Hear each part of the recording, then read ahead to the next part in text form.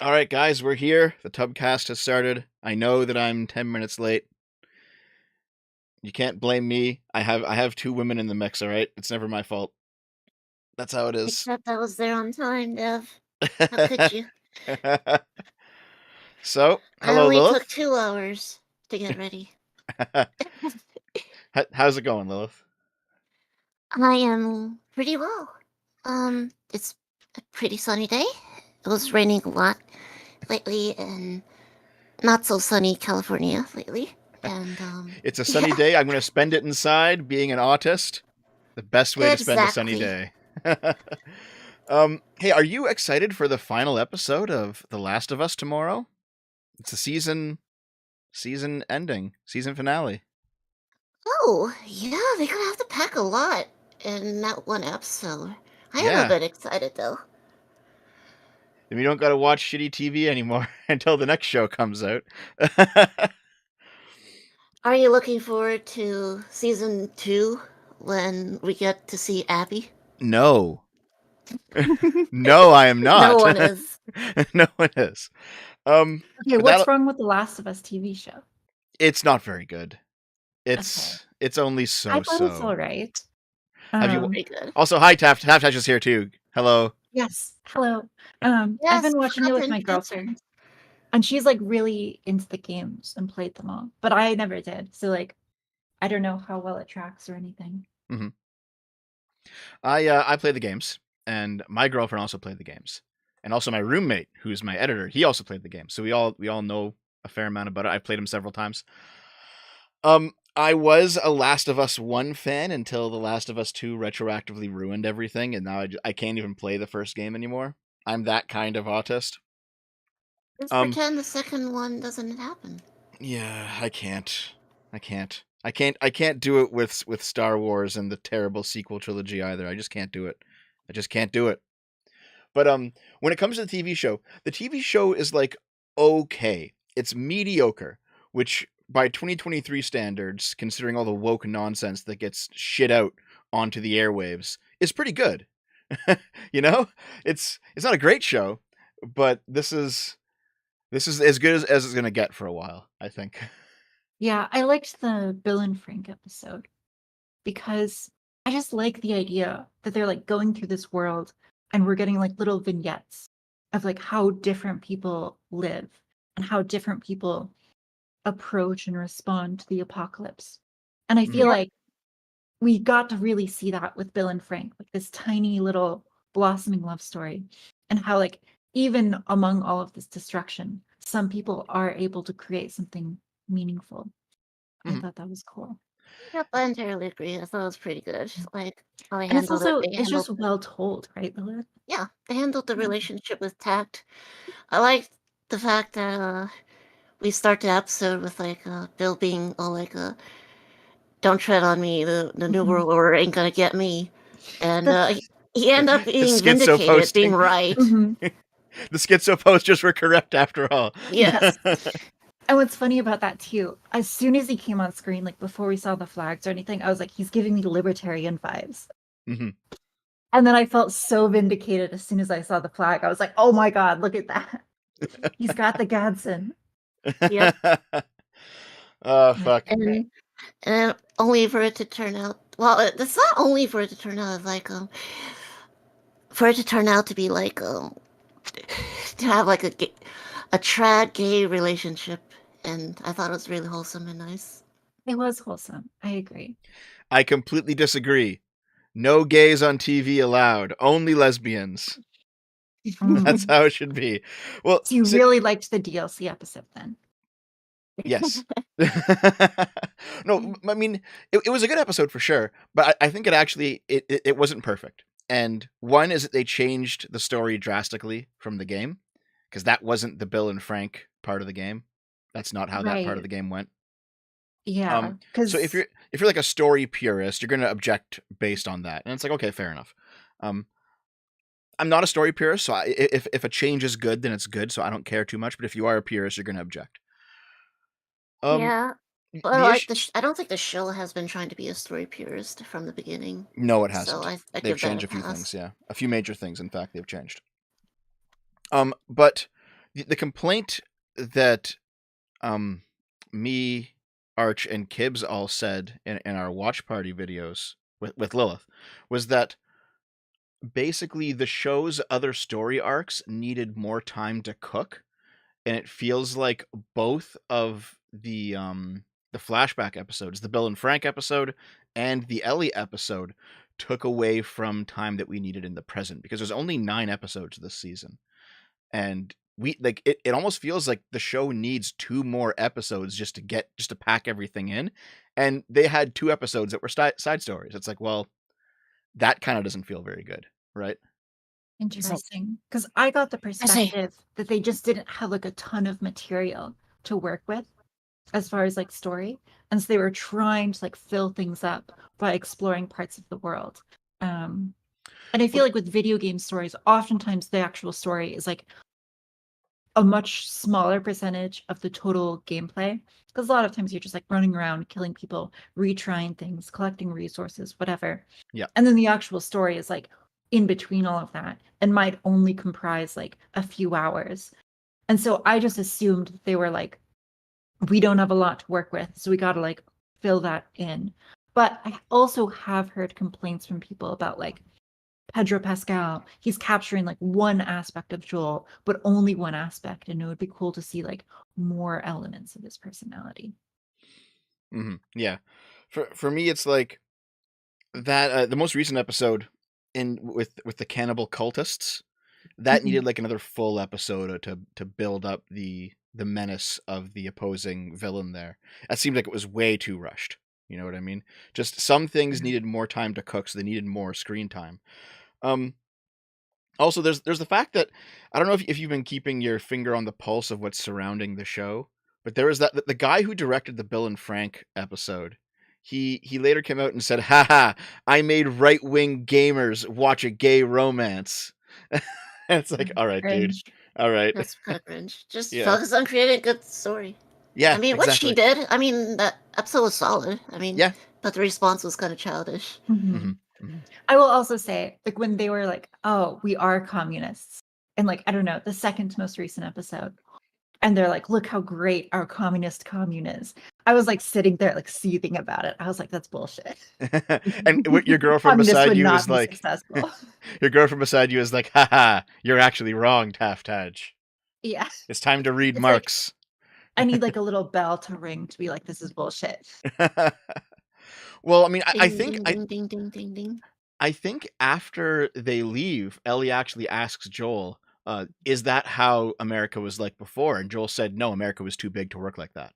Which I think But- is actually the point. Yeah. It's that, you know, communism probably does work for these small, isolated communities. In fact, we know it does. That's the whole, that's the Zapatista thing in Mexico, right? Like the Zapatista inhabited territory in Mexico, southern Mexico, one of the most poorest, resource deprived areas of the world. You can't fucking grow anything there. There's like no natural resources. There's fucking nothing there. And they're legitimately communists because it turns out that some social organization is better than no social organization when you have nothing. You know what I mean? So it works for them, but as soon as you actually advance to having technology that is more than fucking rocks, communism doesn't work. Yeah, I figured that was a pretty good point on Joel's part, or the writer to have written to have Joel say, because like communism does sometimes work when it's like in very small, isolated like communes. Not maybe not isolated always, but like usually isolated. Oh, and So it's also, like but it's like his quote was like America was too big for it. yeah, And I think is it Fee? Is it Freedom Economic Education? It's a YouTube channel. They put out like a little video saying that this wasn't communism because the Amish operate the exact same way and they're not communists, right? But they have a commune structured the same way that the Jacksonville people did in The Last of Us. And no one would call the Amish communists, even though they live collectively. So Yeah, I would also just say that, like, I don't know, it's probably not really technically communism, right? Like, the only reason... it's not real communism. Yeah, from like, the other side this time. It's literally not, but like just from the other side. Where I think that a lot of times more lefty people if it's not working, they'll just be like, it's not real communism. But if things are working on like a small scale or whatever, and it's not really communism, like it's not really how Marx or Lenin or Engels or whoever envisioned it, they will like not apply that. They'll kind of just be like, well, it is. Yeah, it's example of our ideas working, which I think is a little silly. Yeah. Yeah. But it's also, we don't exactly know like the power structure or anything about like how it is working in this show. So we can't really say, like, maybe it is like actually communist and it's like working despite them having like totally ridiculous structures. And like, I would say that's silly, but it also could be like the opposite, where like it's actually just like communist branding and it's working because it relies on like more fundamentally correct truths about the world. So I don't know. It seems like a little bit silly to like super debate it, but I was just like, ugh, Yeah. they're painting it in a positive light without actually exploring anything about how it works. So I can't actually critique it. I just have to like sit here. Communism And works see, only when society has collapsed and there's no more manufacturing or industrialization or travel or anything else. And it's just like agrarian societies, communism works. Okay, I understand.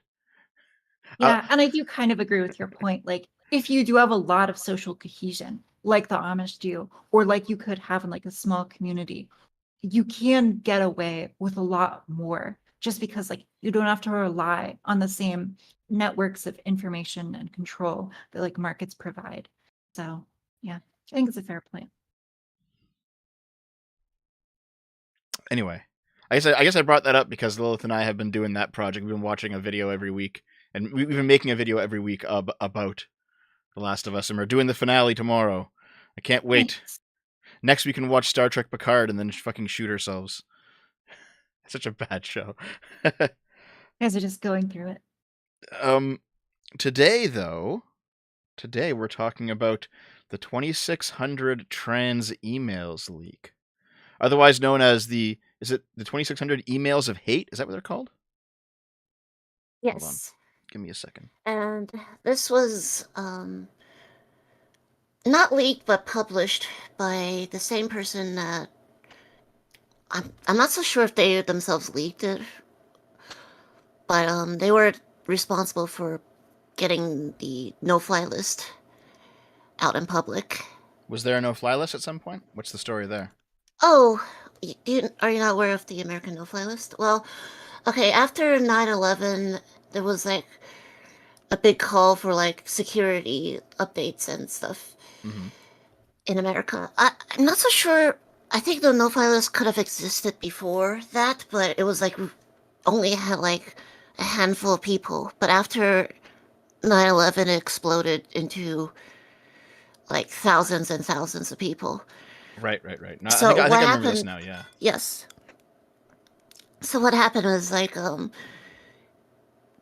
you're not allowed to know who's on the no-fly list. They won't publish it. So the only way you can know Really? that if you're on a no-fly list or not is if you are going to get a plane ticket, show up to the airport, and then the TSA guys go through your list, see your name, and be like, "Oh, sorry, you can't go on a flight. Also, you can't go on any flights. Also, you're no refunds." No refunds. Fuck. Okay, so So let's see. this I think like trans or non-binary individual just straight up like posted who was on the no-fly list because apparently the TSA's security for their list is just like not hidden at all. It's just like it was just like a massive security flaw and when it comes to their no-fly list. Isn't So it it was great when just that like, happens? oh, Yeah, like there are so many times when like, oh, something was leaked. How'd you find it? Oh, it turns out that the guy's password was like a password. It's like, oh, yeah, basically. like there's truly no real hack jobs out there. Like no one's actually getting hacked. Everyone's just being stupid about their internet security for the most part. Like 99% of the time, it's just someone being dumb. No one's like that cyberpunk like hacker at the screen with all the swirling text. Yeah, It's hacker just like, man. yeah. I must plug myself into the mainframe and get through the multi firewalls. All right. Or it's like someone sends like a phishing email to like some 80-year-old boomer and they just like click some like awful link. Let me pull up you have all the links, right, TafTaj? You know what's going on? They're all the Discord ones, right? Yeah, I put a bunch in the group chat, and so did Lilith. Let me just find the links that I want. I still have open that clip of Stardust saying that Moldbug was based. That is pretty funny. Oh fuck. Wait, while you were doing your debate last night, TafTaj, I was actually talking with her. She wanted Gamergate deep lore from 2014. And I was like, really? We're still talking about Gamergate? She's like, yeah. She's gonna talk to Brianna Wu about it for some reason. You're like the wise old sage. Yeah. Since I was deep into Gamergate back when it happened, so I brought everything that I had to the table. You were there from the beginning. Yeah. Well, so were you, Lilith. You were involved in it, right? I mean, I talked about it a bit, and I had like mutuals on it, but like not nearly as involved as like a bunch of other people were. Yeah, when did that happen? Was it like 2016? It was 2014, and that's where I first 2014, encountered you, okay. Lilith. Was I saw you posting about Gamergate. Oh yeah, Yeah. well everybody did. A lot of people did. Yeah. But See, I was 14 then. So I 2014. remember it happening, but like only very vaguely. And I was not like super plugged in. Yeah, what I was had to happening. inform her that the reason that Milo Yiannopoulos and Mike Cernovich even exist and have a career is because of Gamergate. They both first became like notable people by engaging with Gamergate. Lots of people did. Sargon did, you know. For my one drop of notoriety, I did. So See, I remember like Sargon blowing up and stuff, but like not really knowing the context of the issue or what was going on. I mean, the TLDR is just basically that Zoe Quinn cheats on boyfriend with notable people in games journalism. The conversation splits into two camps. You have the progressives saying that it's all about sexism against women because how dare you go after this chick for her sexual life. The gamer side of it was saying, hey, it turns out we actually discovered that all of these people are trading money and you're giving each other favors and not revealing any of it. And that's where the ethics conversation came from. And then both of those narratives kind of struggled for dominance, and it was the progressive one that eventually won out. Mm-hmm. Yeah, I remember Anita Sarkeesian being really big, and I followed like The Amazing Atheist back in the day because I was sorry. like an edgy atheist. Oh, you were going around like tipping your fedora everywhere? Yeah, exactly. When I was like 13, 14. And I was like big into libertarianism and stuff. But I can definitely, it's interesting that it became so much broader and so much more political because of how it tied into feminism and this sort of growing sense from people that the progressive left had really infiltrated a lot of areas of culture. And so I think that also ties into like the NRX stuff because like Antonio Gramsci. Yeah, Antonio Gramsci, and like Moldbug is like sounding the alarm on this on his blog, and so it really becomes like a much bigger thing than just ethics in games journalism. Yeah. I'm actually so I talked about this on Stardust show last night that basically all day yesterday I've been finally writing my Gramsci script. TafTaj, when you and I talked in the summer, I said I was reading the prison notebooks. Now I'm making the video. I'm actually making it in response to some dumb shit that Sock Done Left said on Twitter. I'm like, this is fucking retarded. I need to respond to this nonsense. So I basically like I went off. I left Stardust stream for the night. I worked a bit more. I went to bed. I woke up. I kept writing Gramsci right up until we did this stream. I've been doing nothing but Gramsci for like 3 or 4 days now. It's kind of mind numbing, I have to admit. But that video will come out next week. And fuck yeah, Moldbug, man. Adam Friended has asked me to do, because I finished reading the open letter to open-minded progressives. I finished reading that like a couple weeks ago.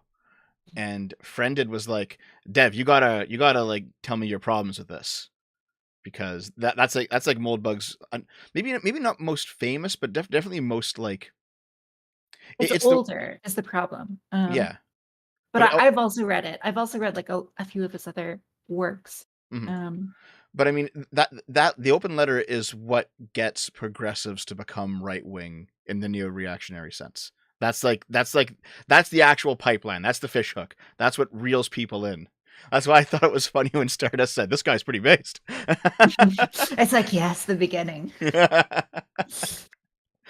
Yeah, I will say the Distributist, he made a really good video on Moldbug, which I recommend people check out. It's a gentle introduction to Mencius Moldbug. He made it 3 years ago, so like pretty recently. If you want to turn into a fascist, this is what you must read. And I would, yeah, definitely recommend that, because I think that You would definitely turn into a fascist. it's just a really easy introduction to some of the stronger ideas that Moldbug has. I don't know if you've recognized this, Dev, but I think that Moldbug is very inconsistent Yes. with some of the strength of his ideas. And he will sometimes say shit we are like, that is the worst logic I've ever heard for that. Or he'll just like come out of nowhere. And I think it's because a lot of his writing comes from like blog era, where everything's like very serialized and he like has this pressure to continually release stuff. Yeah. And some of them are just like not bangers. But I think that if you take him at his like steel man, if you try to really understand him and the better versions of his ideas, he does have something to offer. Oh, for sure, for sure. You know, if you talked to me 5 years ago, I would show nothing but disdain for a lot of people that I've now read. And at this point, I've realized like every single person who is notable, especially if they're notable for writing something, they have at least one good idea.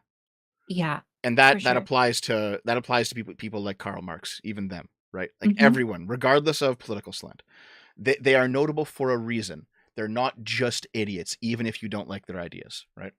So it's important to read agree. everyone. It's important to read everyone and everything as much as you can. What about Hitler, Dev? Yes. Huh? Yes. Yes. Yes. Hitler had good points. Yes. Hitler had good points. Clip it and ship it, baby.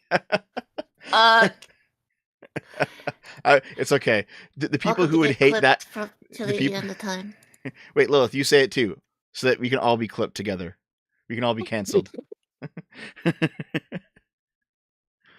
But no, basically everyone, you know, even if you're looking over a an ideology that you completely disagree with, it's good to look it over anyway. It's good to know. It's good to know things, you know. Oh yeah, definitely agree. Like even if you completely disagree, like it's still good to like recognize the rhetoric they use and how they've came to that conclusion, and like. Oh god, this is Dev's Kanye arc. Fuck. Oh man. Oh, But Hitler yeah, was a pretty shitty writer though. Like I tried reading Mein Kampf, and then I just Yeah. like fell asleep because it was just so fucking boring. Not even your virulent hatred of Jews could get you through it, eh, Lilith? How dare you? I love the Jews. Thanks, Lilith.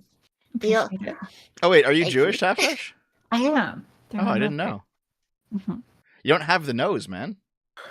I don't. Yeah.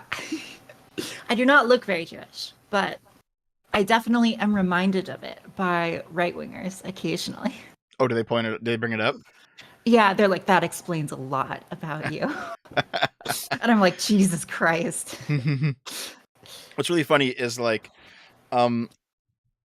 my girlfriend is at least partially Ashkenazi, but she's been like, there's no tradition of it in her family at all because she's gone from like immigrating from her family's gone from like Germany to Holland to the UK to Canada, and there's been some intermixing with French in there along the way. So like her last name is a very common Jewish last name, but there's no history of practice or tradition in her family for like 400 years. So she's like the most non-Jewish person. Doesn't even look Jewish, right? I also have a Jewish last name, and like I did not grow up with it really. Just because like my mom was not very religious, or she was like spiritual, but like not not very traditional. you can't even find like practicing Jewish members of her family if you go back 3 or 4 generations. So it's just like Wow. it's like an ethnic quirk. Just the name stuff. Just the name stuff, Interesting. yeah. Oh, someone in the chat said, So "Oh, is they were she going to talk about the like emails." Jewish Oh. on her mother's side? I'm not sure. I don't know the full details. Actually, you know what? I think it's from her father. So probably not. Okay. Yeah, because Jewishness goes So through the not mother, right? matrilineal. Yeah. Yeah. Oh well. Does TafTaj work in a bank? I do not.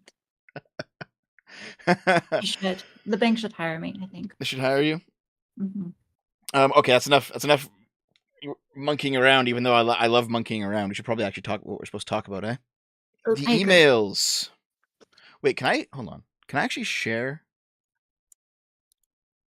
Oh, Mr. Bruh just joined the D Club. Thanks, buddy.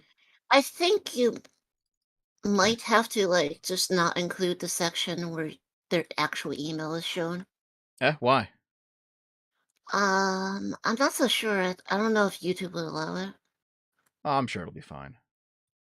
I'm not worried. I mean, if not, then we'll just black that section out, I guess. Docs everyone. Dun dun dun. Hold on. So you guys should be able to see what I'm, and it doesn't interfere with TafTaj's Well, actually, the feed. emails should be like representative emails, so it might not be a big deal. Yeah, I think it's all like public knowledge, right? Yeah.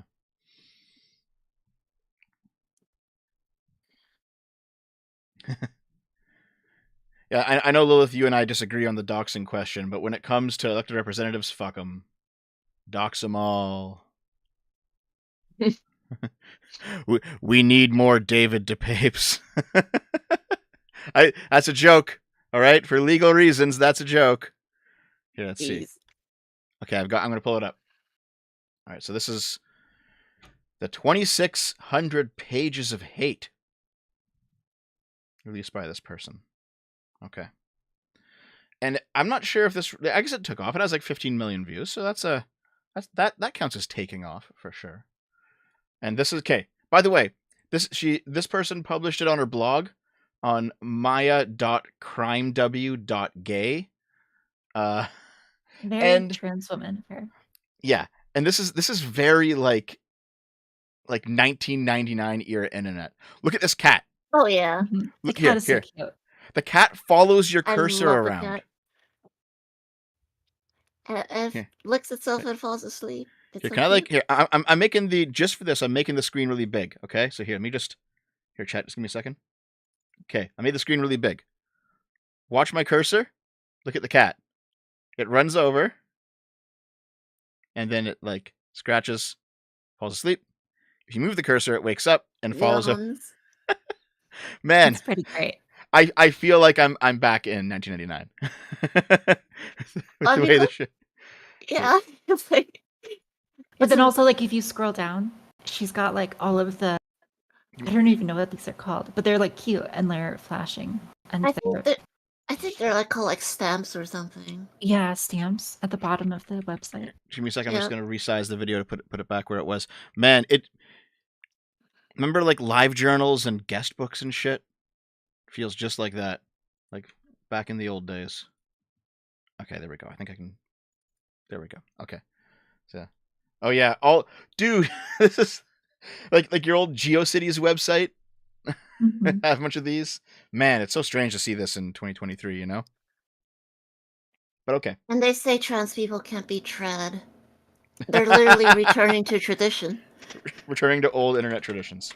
So let's see. The emails, 2,600 pages of hate. A collection of emails from 2019 and 2021 between dozens of anti-trans expert witnesses, U.S. right-wing lawmakers, and conservative legal groups. There's the torrent if you want to download them for yourself. Many pages. 60 gigs. Pretty quick download. This cat's actually kind of annoying trying to read now. So, this file contains the complete source of email threads for the 2023 Mother Jones story inside the secret working group that helped push anti-trans laws across the country. The emails are comprised of communications spanning 2019-2021 principally regarding an attempt to pass a trans youth transition treatment ban in South Dakota in 2019, spearheaded by Republican Representative Fred Deutsch, and Senator Yep. Lee Schoenbeck. These are extensive discussions between Deutsch and notorious anti-gay and anti-trans experts associated with known hate groups targeting transgender healthcare in the United States. Okay, and this is just a description of what's going on in the emails. So Lilith, you brought this to my attention, and you said this would be something actually that's probably pretty important to talk about. So what is your take on it first? Okay, so my take on it is like we've seen like a recent like huge surge of like just anti-trans like rhetorics and like these laws that are just getting pushed out by like Republicans everywhere and like not just Republicans, just like like not just Republicans in America, but also like right-wing like figures in across the sea. And there was always like an inkling that like what is causing all this, like why a huge surge when this wasn't like a huge thing before. Like, is it a grassroots thing where are people just like genuinely concerned? Like, have the left gone too far? Is this the it's also a common thing, but like these emails kind of show like that they're not so grassroots, whereas just like these are like politicians like working with hate groups to try to gain votes and try to like gain popularity amongst like their more fringe constituents when it's shown like even amongst Republicans, like a lot of these positions aren't very popular, especially when it comes to like banning surgeries and transitioning care altogether when it comes to adults, and sometimes in a case where they're even against like banning treatment on children. So it's like Yeah. yeah.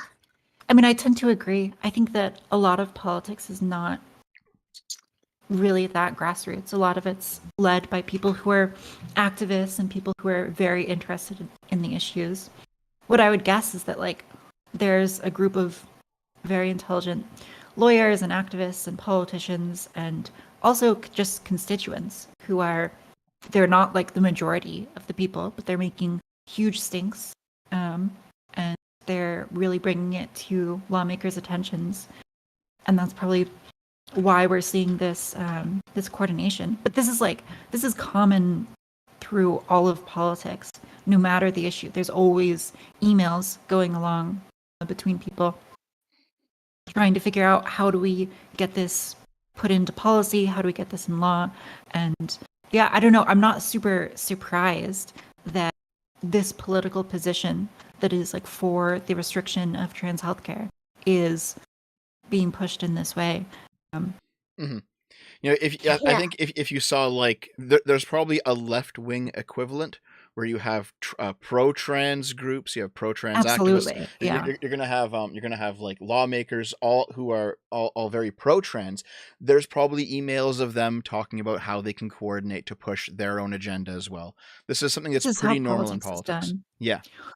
I think that like the transparency is quite good, right? Because I think a lot of people don't recognize that this is how politics is done, and it allows people to be quite manipulative in ways that are probably not healthy for politics, right? So I don't necessarily have an issue with a small group of people like exercising more control, but the fact that it is so shadowy, I do think creates issues. So I don't know. Obviously, there's like legal ramifications about leaking this, but hopefully it pushes politics in a more honest direction. Right.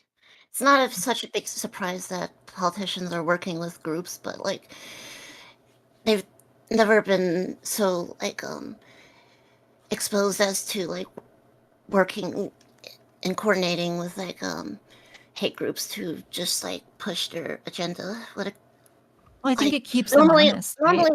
normally there actually hate politicians groups? try to put like an air of like, oh, we're being objective. We're just trying to go do the truth here, and we're just looking at the data. Whereas these emails show like they're not looking at the data. Instead, they're cherry picking like doctors and like and quote unquote experts from associations that are just like known to be like their whole group is just It's very their whole agenda. ideology Yeah, driven very, first, Yeah. right? yes. Yeah. And like speaking of Moldbug, it gets to his idea of formalism, where he's saying that like these political structures, these power structures, they need to be formalized and they need to be transparent. And yeah, I think this is an example of politics that is often not transparent or formalized. However, I think we'll probably get into it. Like, I don't necessarily think that they're entirely wrong with some of their assertions about the nature of trans healthcare. The ultimate black pill is if you decide to go down the elite theory anti-ideology rabbit hole, or the realist rabbit hole, where it's I saw that smile, TafTaj. You know exactly what I'm talking about. I think so. I think I know where you're going. Where it's like the ideas behind all of this don't actually matter, and it's all just groups jockeying for power, and they're just waving whatever flag they can. I don't agree with that take, but it's pretty common among the neo-reactionaries. I don't think it's correct, but yeah, I don't think it's necessarily correct either. It's a little bit more nuanced. Yeah, I'm gonna have to do a video on ideology at some point, because if you look at like the old, as a real quick aside, because I keep going off on tangents. If you look at the old anti-SJWs, one of the insults that we all used back in the day to talk about the internet feminists was that they were too ideological, and what we were really getting at, even though we didn't really know it, is that if you rigidly follow an ideology, even when the ideology doesn't map onto reality, you start to have some serious problems. That's the real socialism has never been tried, right? That's what that is that, well, it's never been tried because the ideology is different from reality. However, if you're completely anti-ideology, then you have no morals, right? You have no moral framework that you're operating from. You have no principles. So you literally just do whatever you can to gain power. And that's also bad, right? So I think there's a golden mean here when it comes to the issue of ideology. I'm gonna have to flesh it out a little bit more. There's something there, I think, though. I think there is. I've actually been thinking a lot about this recently. And I think that when we talk about like power for power's sake, we optimize really for like this kind of accelerationist efficiency. And that's like people talking about turning undesirables into like biofuel because they're more valuable that way.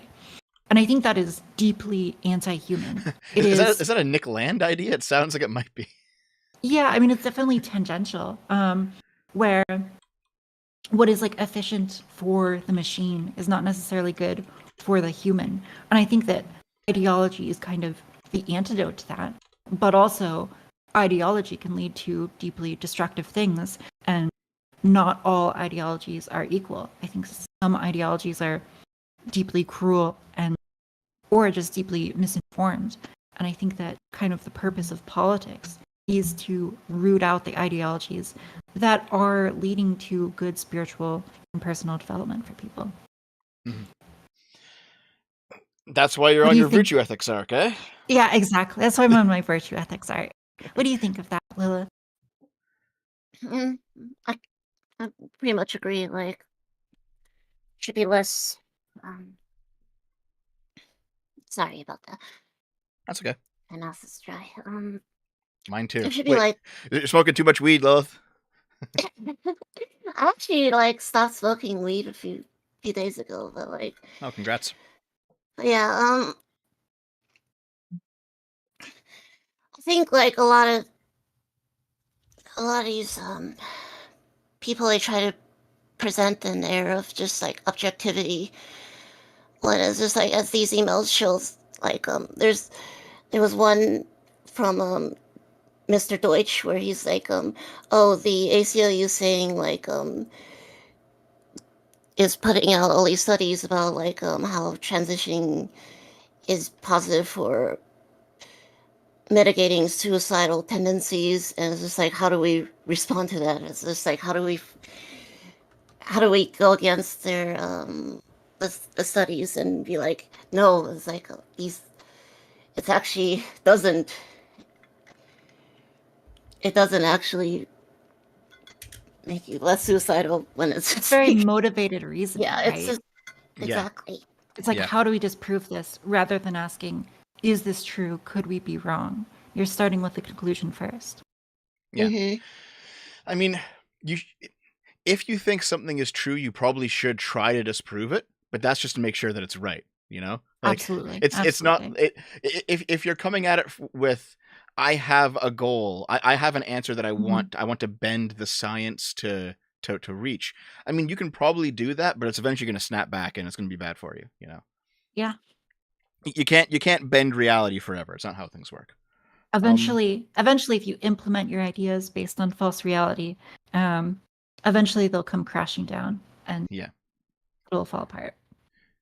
Well, yeah, we've seen this with like flat earthers, where it's just like they they start with a conclusion where it's like the Earth is flat, and everybody, all the mainstream scientists, they're all lying to us. So how do we prove our theory is true? Or like with Lysenkoism in the Soviet Union, right? Yeah. Where if you are totally rejecting like gene theory, then you can work off that premise for as long as ideology has an iron grip, but doing so is going to weaken your ability to maintain that grip long term because you're not operating within reality, and if your enemies are, not good for you. Here, so if you want to see the emails for yourself, I did grab them, and there are so many. There's so many emails. Usually when it comes to like a big data dump like this, a lot of the time a bunch of it really does end up being a nothing burger. It's like one of the emails would be like, "Oh, when are we going out for lunch? No, let's meet over here at 11:30." You know, it'll be stuff like that, right? But there are some interesting things in the email packet at least. And I think, Lilith, you had sent a bunch of them. And I think it's these Yeah, there tabs was like here. threads of people Yeah. like combing through it and Yeah. finding out the notable ones. It's There was the some interesting that was ones. pretty funny, where it's like, "Are you sure we should be sending this on your legislative email account?" Because like if It's they, so stupid. yeah, because they're like, they can like obtain it if they ask for it, right? Yeah, it's like Billy D leaking the game Journo Pros back during Gamergate. It's the same thing, just repeating. Here, let's see. Yeah, this person says thought they were being sneaky. Matt, I've been wondering if the ACLU files suit, are they going to be able to obtain all of our emails because Fred is using his legislative email account? Oops. Nice. And it's like, as always, please don't share this with the media. The longer we can fly under the radar, the better. Well, That also implies that they were expecting to be found out eventually. yeah. It's a matter of time. And I mean, you see this happening on the other side too. Like the whole stink about the Twitter files, right? At least part of that showed that the FBI might have been acting inappropriately, and Twitter, to their credit, was generally refusing them access. But the FBI was like, hey, can you give us some information? And then was it Yoel Roth who was like, no. And a lot of times he said no. And then all that shit came out, and conservatives lost their fucking mind over it. So it's you can always assume that people are talking about things behind the scenes, no matter what you're dealing with. Whether it's Absolutely. like something as big as this or something as small as like your local HOA, somebody's emailing something to somebody. Yep. Let's see, what's the next one? It's sort of like we're peeking into their strategy, their war room in this series The Andrew of Tate war room. conversations. Fuck, You he's seen so ridiculous. the recent like crazy, or not so crazy, the unexpected like take from Andrew Tate, where it's just like Hulk Hogan or Megan Fox. Oh yeah. Oh. Because Counterpoints asked that to the panel last night. Listen, The Andrew Tate obvious is answer It's Megan Fox. If you're into He's women. unexpectedly based on the trans question on the TQ. Okay, but that's not really him tweeting, right? It's just like someone no. who he gave control of the account to. No, it was a video. Yeah, it was a video Oh, of him saying it. Yeah. Here, hold on. I posted the videos to Sargon, so I'll just dig it up real quick and I'll link it if you want to watch see, I it. just heard people reference this. I assumed he wrote it.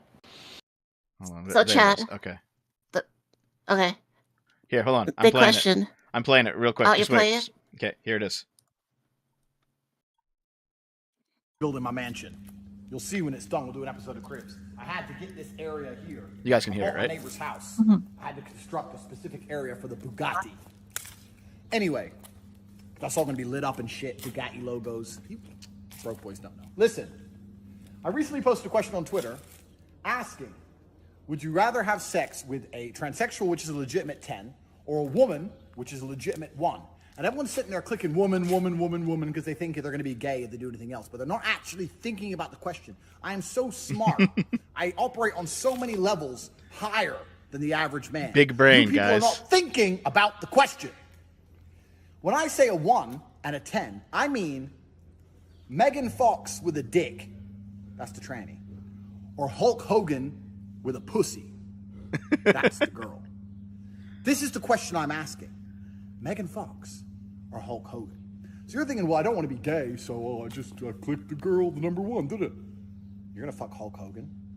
Okay, there's a pussy, but he's got mustache and muscles and shit. He's all hairy, big dude, 6'5". It's pretty gay to me. That sounds pretty gay. I don't care if it's a pussy. That is gay. Whereas Megan Fox, okay, he's got a dick, but maybe you can like scoot it out the way. I'm still Megan Fox. You know what I'm saying? At least she's small and shit. You can get your hand around her neck, mess her up. You ain't messing up Hulk Hogan. Hulk Hogan's gonna mess you up. So this is the question I'm asking. You need to operate on a higher plane. Think about this. This is important. He's just This is transcended. culture. This affects the world we now live in. What is straight? What is gay? It's all a big sliding spectrum, isn't it? That's Because how you're you gonna sit get here out and of go, the oh, Matrix. no, it's gay to bang Megan Fox with a dick. I counter that argument. It's gay to bang Hulk Hogan with a pussy. So which one is it? Yep. Wow. Heartbreaking. Modern day philosopher. Yeah. He is so transcended. Heartbreaking. The worst person you know just made a great point. You see like Andrew Tate, in the yoga pose, floating like a Buddha.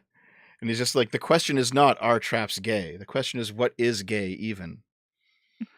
Yes. Exactly. You have to ask the big And you're like, whoa. Holy shit. Okay, let's see what we got here. Let's go back to what we were talking about. Right. I combed through the first 100 pages and screenshotted the bits that stuck out. So let's see what's interesting in these emails. Let's see.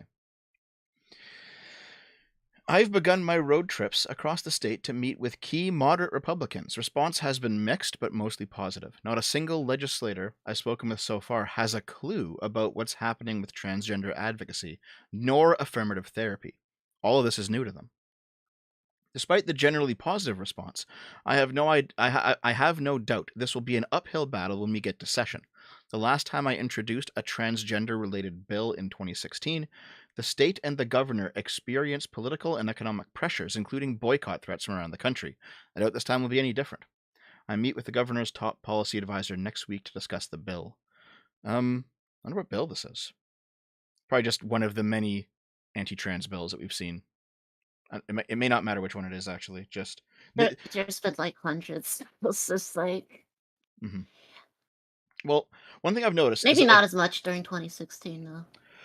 I know that a lot of, let's say, your average, touching grass normie who's unplugged from all this stuff, they see the trans question. That's a bad term for it, but you know what I mean. They see the trans question as being kind of like, the 2000s gay question. Like, should gay people get married? The arguments against that seem to be kind of flimsy. The arguments for that were actually pretty strong. Eventually, the culture changed, and the pro-gay marriage camp won, and that was a good decision, in my opinion. They probably they're like, the trans people are kind of like gay people, right? It's probably just the same thing as, yeah, why not trans rights, And they're not really thinking that, there's actually some significant differences in these conversations. This isn't, should trans people get married? Now we're talking about children on hormones. It's a completely different type of conversation, right? Yeah, So I think two things really get them. One is like the expectation that through our institutions, we like reify the claim that trans women are women and trans men are men. So for example, with like sports or whatever, we're basically buying into that statement, which seems kind of like debatable, I think, to a lot of people. It seems very debatable to me, right? And then number two is like the children, right? Because people will say, well, now they're coming for your children. They're going to make them transgender. And there's a spreading social contagion. And it's not necessary that trans people transition because look at the studies, they're actually not that strong. And this is just going to take over and all of your innocent young women, they're going to be turned into men. Which is, I think that's what really scares people. And that's why we've seen the two places where anti-trans legislation can pick up steam is when we're talking about children on hormones and whether or not the state, protects the right of trans people to enter into specifically gendered areas. Right. Like most people have no problem, like just Like if a trans guy wants to person- wear a dress, whatever. Like most conservatives, like don't care that much if someone does that. unless you're like Matt Walsh or some freako nut job. Right. But like the normie conservatives, they're like, Yeah. yeah, sometimes people are weird and they like wear dresses, but like it's not a societal problem. We don't need to like outlaw that. That seems like crazy and authoritarian to them. Yeah. Even like when you look at Tucker Carlson's coverage of the big boob teacher in Ontario, right? He even said initially, like, listen, if you were just doing this in private and not at a school, no one would care. He did. And that's important, is that if it is in private, no one should care because it's in private, right? But that's also like the autogynephilia thing, right? Because if you believe that trans women are in their day-to-day life living out a fetish and involving other people in their fetish, that's, I think, how you make the argument that like, no, this should be restricted just to people's private lives, because as soon as you bring it into the public, you're unconsensually involving people in a sexual interest. Even if they don't know it. Right. Which is, I'm very much a believer in autogynephilia, but I think that that is mischaracterization of what autogynephilia is like. And that's because I think autogynephilia is erotic target location error. So rather than being like attracted to men or women in the typical way, you might be attracted to them in the typical way, in addition to finding that attraction within yourself. And I think that's more similar to the kind of love or romance that someone might have for like their partner, which is not something that we restrict to the bedroom. And yeah, so there's I don't really think there's PDAs and stuff. Yeah. Yeah, I think it's just like a way that you love yourself, which I don't think is necessarily sexual. And most trans women who have AGP don't experience it as like a day-to-day sexual experience. Maybe they do at the very beginning of transition. But just like how love will have a honeymoon phase, which is full of passion, eventually that burns out. And it's just kind of like a mild euphoria. And I think that that is more descriptive of the AGP experience and doesn't really lend itself to the arguments about public fetishization. It actually makes sense. If you go to like a Twitter account like Males of Reddit or something like that, right? Or like trans people posting their L's, there's tons of accounts like these right now. You'll see like posts from various subreddits where people are saying like, oh man, I dressed up as a girl for the first time and I came like 18 times looking at myself in the mirror.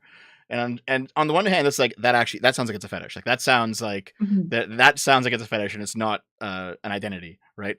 However, I hadn't thought about it in the way that you described before, where like the fetishization aspect kind of wears off over time. That might be the case too. I'm not sure. I don't know enough about it, but it's an interesting idea. Well, that's my experience. Is that like I think I used to find the idea of like dressing like a woman somewhat arousing, and now that's not really the case. And actually, I think that wore off like really quickly. And hormones will also make it wear off more quickly because they kind of kill your sex drive. And so you'll look at like these Reddit comments and they'll say like, yeah, euphoria boners, they're normal in the beginning and then they go away. And that seems to be the experience of a lot of people because that kind of passionate feeling about something very quickly gives way to just kind of like a loving yourself feeling. Right. At least if it goes well. Now, Lilith, I know that So- you might want to say something about AGP. I can Yeah, kind of yeah. feel So, you. like, I can feel you there. yeah. So You're buzzing. No, I mean, like, I definitely think, like, for some people, like, AGP is a real thing. Like, as we've seen, like, these screenshots of, like, people discussing their own experiences and stuff. But the problem with the AGP discourse is when hateful people and hate groups try to be like, oh, there is no such thing as actual trans women with gender dysphoria. They are all autogonophiles. And they're all fetishists, basically. Well, Yeah, even they're all Blanchard fetishists. doesn't say that, right? Yeah, even the guy who coined the term AGP, the Blanchard. Like Blanchard thinks that trans women should transition and that trans women who are autogonophiles also have, like, oftentimes a legitimate need that is rooted in medicine that combines with their sexual interests, right? Because not every autogonophile should transition. Most autogonophiles are just men who just like masturbate at home in their, in their room, and they don't need to transition because they don't also have gender identity disorder, right? And that was his point, is that like it's really when you combine dysphoria with autogonophilia that makes people very likely to transition. There's also like a hold on, lot of trans real women quick. who are not autogonophiles. Like we've seen like asexual trans women and like or trans women that just don't have any sort of sex drive whatsoever, and yet they don't get turned on by it. Like I appearing gotta. as a woman, but they still transition anyway. They still have dysphoria. The problem arises when like these anti-trans hate figures are just like, oh, they're all fetishists and they shouldn't exist in public because they're exposing you to their fetish, whether you know it or not. So that therefore we should outlaw transgenderism altogether. And they use that as like a segue into why trans people should just not exist. Yeah. And I don't think it's like a fetish so much as just like an alternative sexuality. But sorry, Deb, you go. Yeah. Just for the sake, because I know my chat probably doesn't know much about this, so we have to explain who. Okay, yeah. You have to explain Blanchard and his typology. So Lilith and I are just going off because we Yeah. know. I mean, I know too, but like the chat doesn't know. So from what I understand, Blanchard's typology is a method of characterizing transsexualism, and he split it into two groups. You had the homosexual transsexuals, and then you had the autogynephilics. And the autogynephilics were, as you described, TafTaj, the people who got off on the idea of themselves being a woman. And then the homosexual transsexuals were the people who decided to look more like women so that they could bottom for gay tops better. That was basically the idea. Yeah, and like escape homophobia and Yes. just generally integrate into society easier as like a very feminine gay man was the idea. Yeah. And so he split up the transsexual experience into these two groups. And there's this view, especially on like 4chan's trans board or whatever, there's this view that being a homosexual transsexual is the only real trans person, because those are the ones that want to pass and they want to stealth and they want to be a woman in a relationship with a man in a very, and not necessarily trad, but in like a straight type relationship. Meanwhile, the AGP people are the ones who are like dressing up in dresses and wanking off, and they're the fetishists, right? And that's this view on 4chan, and Which I think is very unfair, by the way. yeah, it sounds a bit. I don't know how to feel about it. I haven't. My mind's not made up yet on Blanchard. I don't know. What to I'm all think for AGP rights. AGP rights. Exactly. I've been communicating with this person. I think it's Phil Lilly, and they are really interesting autogynephile who is writing a book actually about this, and they've been on a few different podcasts. And I think that the way they capture the theory is just really beautiful and really true, I think, to my experience and to the experiences of a lot of trans women that I know.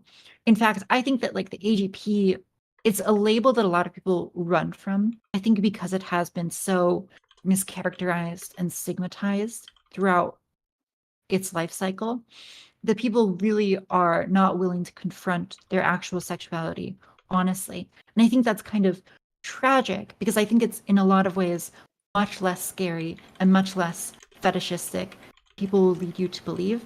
A lot of the times when you see people who are engaging in like gross fetishism on these like Twitter accounts, it's people who they have AGP, but they also have some other issue going on, right? Like normal fetishists, kinky people do not go out and do this. And it tends to be people who just like don't understand social etiquette or norm or are so like oblivious or uncaring about other people that they are going to like voice their fetish on other people. And I think that's really inappropriate. And so I think that AGP kind of demands the ability to disambiguate between people who just have a alternative sexuality and people who are engaging in that alternative sexuality in a way that is probably not good. So yeah, I think if we want to be honest with ourselves, if we want to come to a better understanding of both transness and the appropriate lines within culture, I think we have to start with an honest conversation that, yeah, a lot of trans women have these sexual impulses, and it's not usually in a way that is going to be grossly destructive. There's Right. also the fact that like cis women can also find themselves attractive when like and get sexually turned on when they're like dressed up sexily and like they know they're attractive, they know like they're extremely sexually desirable, and and like they get turned on by it. Like we will have like cis women talk about like getting turned on by looking at themselves in the mirror. Does that mean that these cis women are also autogynephiles? Sure. Like, I don't mind calling them that. I think they might be autosexuals. Yeah. I don't know if, yeah, probably. I don't know if I'd call it like auto heterosexual in the same way that like I'm auto heterosexual, like attracted to the opposite sex within myself. I think they would be like auto homosexual in that case. So it's a little bit different, but it is Okay, the same yeah. kind of autosexuality. I think we have to point out real quick that trans Twitter's fucking insane, and no one should be caring about it at all. It's yeah, full of all of insane, Twitter. insane, mentally damaged people who can't fucking live a real life, and they're all insane. All right. that's what happens when you spend all your time on the internet and you never touch grass. You lose in touch with reality. But I should say that though that Blanchard's typology is a bit outdated and a bit inaccurate because like I don't think like trans women could be accurately be split into the two camps Mm-hmm. so much because like we've mentioned there are like asexual trans women and there are like trans women that just fall entirely out of like the two camps and Mm-hmm. there's also it the typology also doesn't account or even acknowledge the existence of trans men or autoandrophilia, I guess would be the equivalent of it, Mm-hmm. Yeah. like from the trans women's perspective. I kind of Like agree with you, Lilith, but there's some kind of split there. There's something like when we say trans people, I like that's an inaccurate label because it's an umbrella term for different things, and we have to admit that there are definitely different things happening here. So, for example, there's you two, and I know at least some of both of your life experiences, and you both seem to be legitimately trans. However, without naming names, I have a friend who he's like 36 or 37. He's decided I don't consider this person a trans woman. I call him a he. He's decided to transition, and I asked him, I was like, why are you like? I mean, if this is who you really are, fine, but like, what's going on? And he said, well, my brother just died, and I'm estranged from the rest of my family, and I have nothing else going on, and I'm very lonely, and this helps me cope. And I'm like, okay, fair enough. Huh. and also, and I've also liked, masturbating in women's clothing. It's like, Mm. okay, I don't think you're trans. He Right. still decided to transition. It seems like his problem though is that he has a shitty life. Mhm. I don't think he's actually trans. I think he's just suffering in other ways, and that this is like, there's like, okay, one of the bad side effects of normalizing transness, at least some part of our culture normalizing transness, and has been that if you have some sort of depression that might be related to gender stuff or sexual stuff, or it might be a symptom of it, or you might have like multiple things going on with you mentally, and one of them is that suddenly you have like a ready-made treatment plan plopped into your lap. You know what I mean? Mhm. So now it's like, okay, well, you know what? You're feeling bad about something in your life. Oh, well, you know what? You can socially transition. Here's what you do. Here's a checklist. You gotta wear these clothing. You gotta act like this. Then you can medically transition. Here's the drugs you can take. Like, basically, it gives someone a pathway forward that might not be for them, but at least they're doing something.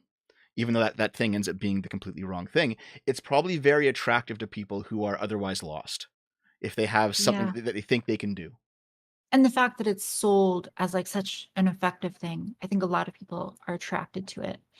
And then Mhm. once you get in, the community can be very, very accepting and very like encouraging. And that's really nice for people, especially people who are feeling a little bit lost. I agree with you, Lilith. I think that the typology is probably not wholly accurate, and it doesn't capture the true breadth of diversity that is within the trans community. There are people, I think, who are transitioning who are not AGP, and also they're not exactly trying to escape homophobia or something. Yes. HSTS seems to me very much like a product of the time that these old writers like Blanchard and Bailey were writing, and is probably not as prescient today. But I also think that you can like have elements of both. Like personally, I think I have elements of both. I feel that my attraction to men is very genuine. And that was a motivating factor in my transition as well. It was like wanting men to like me. And I have like very clear memories of being in high school and like wanting to wear makeup because I wanted the boys in my class to think that I'm pretty. And that was a motivating factor as well. So I think that when we reduce it to like, it is either this or that, and if you are HSTS, you're true trans and valid and whatnot. If you're AGP, like you're this gross fetishist. I really think that we lose a lot of the richness of human experience that informs everyone's actions. Exactly. Like everybody is like wholly different, and to reduce like the entire trans experience into two categories is just way too It's reductive. tragic. Yeah, Yeah. yeah. And then of course now you have people who are like, I'm a woman will God okay, I'm an old man compared to you two.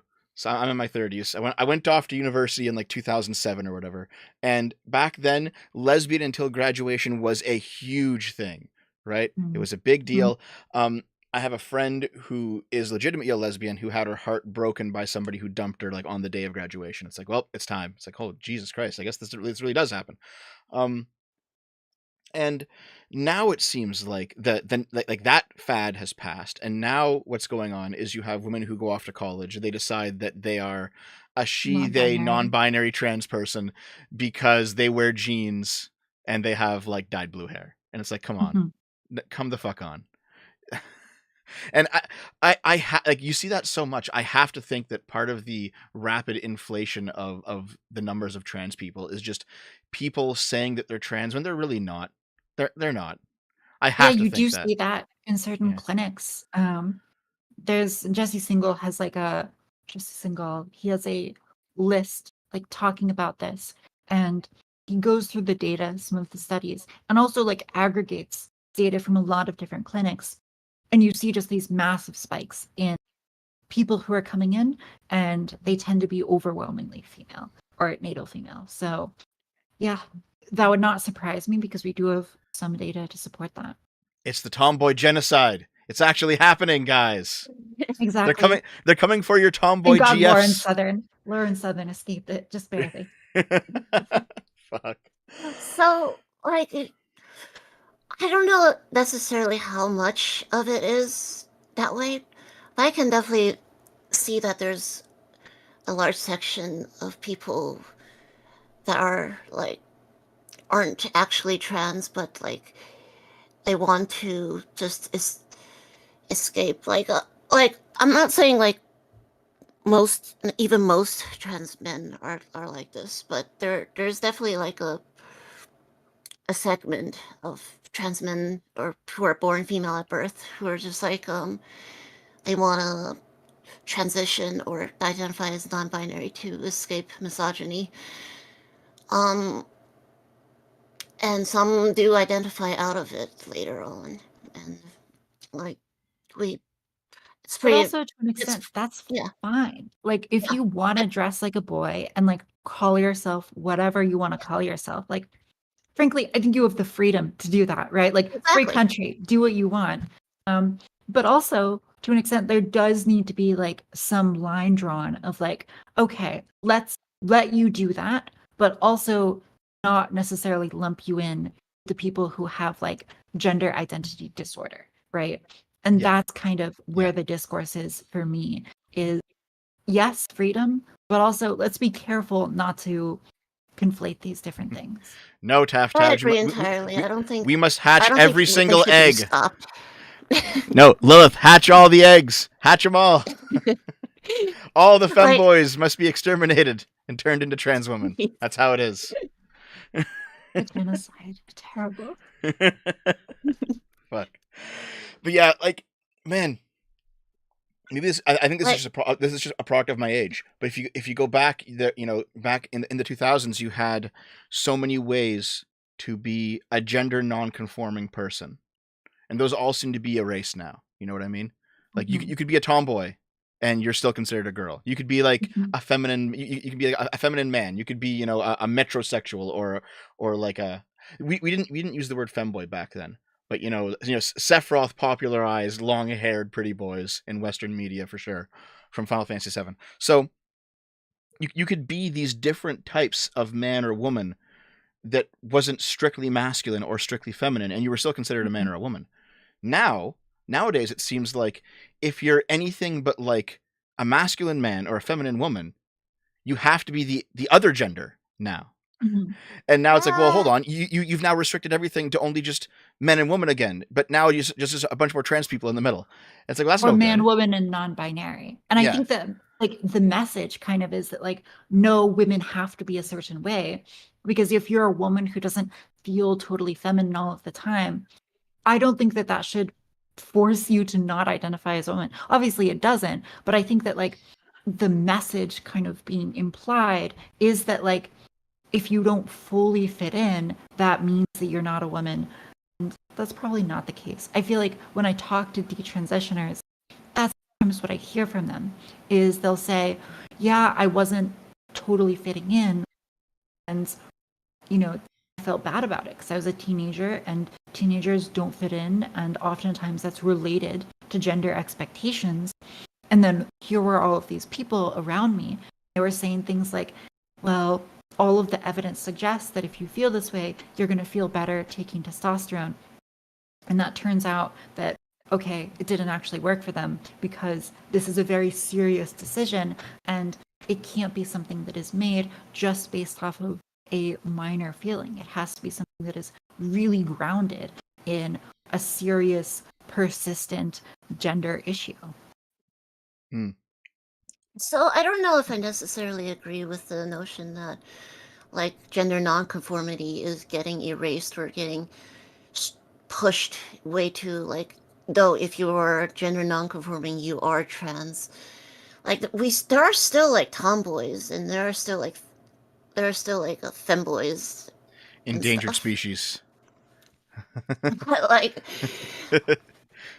I do think like some of these people that might have like formerly identified as tomboys in the past like identify as like non-binary these days because like there's just a term for it now and they feel more comfortable with the umbrella of with the label non-binary than than they are with tomboy, which like you could say it's like a good or bad thing, but like for some people they might think testosterone is the right choice, but there's also plenty of like non-binary people who aren't on hormones either. So I don't think like gender nonconformity has necessarily disappeared, even if like more people who would have formerly identified in certain labels now identify as a different label. It's just the name has changed and the label has taken on a different one Well, rather Yeah. than them that's the thing, disappearing though. altogether. That's the thing, though, because the label has changed. Now you have other people saying, "Okay, so you're even though you're the same as you would have been, you're called non-binary now, which makes you trans." And you Which see then that a kind of lot. pushes you down a specific pathway.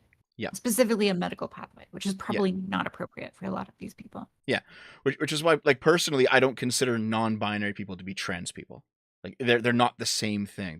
They shouldn't be under the same umbrella. You know. Mhm. What about the non-binary people who are medicalized, who do want to like Well, if And that's the who like case, actually benefit from it. Well, I think and it's just can like yeah and that is people who have yeah. GID, right? And I think that's the appropriate label. People who have GID versus like trans people more broadly, which maybe includes both non-binary people and binary trans people. well, It's why I like the term transsexual. Like, there's some people who think it's like a outdated too. term, but like, I like the word transsexual, and I call myself a transsexual sometimes because like, I do have GID, I do have, and hormones do benefit me, yeah, it makes it more and so medical, does I think. transitioning fully. Wait, And Lilith, does that mean that you're taking the trans medicalist pill? I don't know if that necessarily makes me transmedicalist, rather than just acknowledging that there is a medical aspect to some people's trans identities. Like, it doesn't mean I don't Transmedicalism is think like based, Lilith. it doesn't mean well no like Dispel all the transmedicalists trenders. transmedicalists don't think like people who aren't on hormones can be necessarily trans, but I completely disagree with that. I don't think you necessarily need to be on to be medicalized in order to be trans if you identify and you want to be a certain way. Like Well, if a person just like dresses as a woman and identifies as a woman but is born as a man, but doesn't take hormones, but and yet they still look like a woman, and you know they still like they just don't feel the need to get surgeries and hormones and stuff. That doesn't mean they're not trans. They still obviously identify as one, and they might even have gender identity disorder as well. see, I don't know about that. I got to think about that one. I don't. That doesn't sound right to me for some reason. My intuition I tells me will no. say, Lilith, I used to be much more transmedicalist, and I feel like I've kind of moved away from that because, frankly, I think there needs to be like a distinction made, but I'm not sure the distinction needs to be trans and not trans. Like, Right. if we made the distinction trans people who have GID and trans people who don't, I think that's also a valuable way to make the distinction. I just think there needs to be a distinction, and that distinction should be people should try to represent that in medical literature. Like I was talking to Not So Erudite the other night, one of her big frustrations with trans research is that a lot of times you'll have these big surveys and they don't make a distinction between people who have like dysphoria, people who don't, people who have non-binary, who are non-binary, but just like it is not a medical issue for them. We'll survey all of these people and it makes it really hard to tell what the actual effect sizes are for hormones or for how much people want hormones or whatever, because everyone's just sort of being lumped in. I And that is probably a problem. I completely agree. There is definitely a need for a distinction in when it comes to certain, especially when it comes to like certain study groups and it's just sometimes it's just not good to lump us all in the same thing because like a trans person with dysphoria and gender identity disorder, GID, or a transsexual, in other words, like our experiences will be vastly different than someone who is just like they feel a certain way, and they might, worse, the gender fluid, as an example, they might feel male some days, they might feel female some other days. Like, our experience is widely different than someone like that. Doesn't mean they're not trans or they can't be trans, as some trans medicalists would say, but they're not the same. They don't have the same experience, and they don't have like the same needs as us. So I'm not bought into the whole gender fluid thing. I'm not sure about that one. I don't know. I don't know about that one. I don't know about that one. But I do think that if you're gonna draw a line, it should probably be with gender identity disorder. That should be the line, right? Because you get the HRT femboys who have no dysphoria at all, but they still take it so they can trap better. And it's like, well, okay, you're not trans then. Yeah, they're not Mhm. trans. Yeah. So it seems like dysphoria should be the line there on what makes you actually trans or not trans, or just pursuing an aesthetic, right? I think it's a good potential line. Yeah. I'm not Anyway. committed to any line, but if you're gonna do one, sure, that one's pretty good. We've been on this email for about 45 minutes. So Yes, that's let's read email number 2. yes. Hold on. Out what of do we got? 2,603. Oh God. Okay. So what's this? Let's see here. The key to the entire bill is the language attempting to change or affirm the child's perception of their sex, with sex defined as the biological state of being female or male. We have to be able to explain the application. So let's say if we have a teenage girl, she perceives she's a boy. A, doctors cannot perform any of the restricted surgical procedures or give restricted meds that affirm her perception of being a boy. B, doctors cannot perform any restricted surgical procedures, give meds that change her perception of being a boy. 2, if she perceives she's a girl, doctors cannot perform any of the restricted surgical procedures or give restricted meds that affirm her perception of being a girl. Doctors cannot perform. Okay, so Okay, what is the parentheses thing? 'Cause it's a little bit cut off on the screen. Yeah, it's cut off here too. It doesn't. It just ends. Yeah. Hmm. This scenario would mean there's a congruity between body and mind. The bill is probably not applicable. Like this just seems to be them like like talking about how to word the how to word the bill such that trans kids do not get put on hormones until they're of age, but Right. cis kids can still get any sort of care related to their biological sex that they need. So this seems like they're parsing out how to word the bill here. Right. We've seen a lot of these bills. They try to like make exceptions. So it's like let's say, for example, and a person is born intersex, and they can either develop male parts or develop female parts. And a lot of these bills are going to be like, oh, you can't have surgeries, you can't do anything, you can't even go on HRT anywhere unless you're over 18. Mhm. But then they'll make exceptions to be like, oh, but it's okay to perform surgeries and on intersex babies to make them a certain way. I've seen a lot of intersex. Oh, yeah. The clauses. Yeah, I've seen that. Yeah, I've noticed that too. Because here's the thing. I mean, this is what this is what you would expect to see, right? Because their goal is that they think that people are being pushed onto hormones when they're way too young, and they want to wait. They want people to wait until they're of age. So this is what they would do. You know, this is not necessarily surprising. What else do we got here? Representative Sabatini is sponsoring this bill in the Florida House, and we are trying to compile a list of experts that could advocate in support of the bill. We're trying to compile a list of scientific medical experts. Okay, so they're trying to get people to advocate for the bill. This is all like normal politicking, I think, this stuff. Yeah, that's my impression too. A lot of it's just like not that surprising to me. Yeah. Yeah, but whereas they're instead of trying to just find any doctor who might know what they're talking about, they're specifically trying to find doctors that will like affirm their beliefs and their position and be like, oh, we're only going to ask the doctors that agree with us, basically.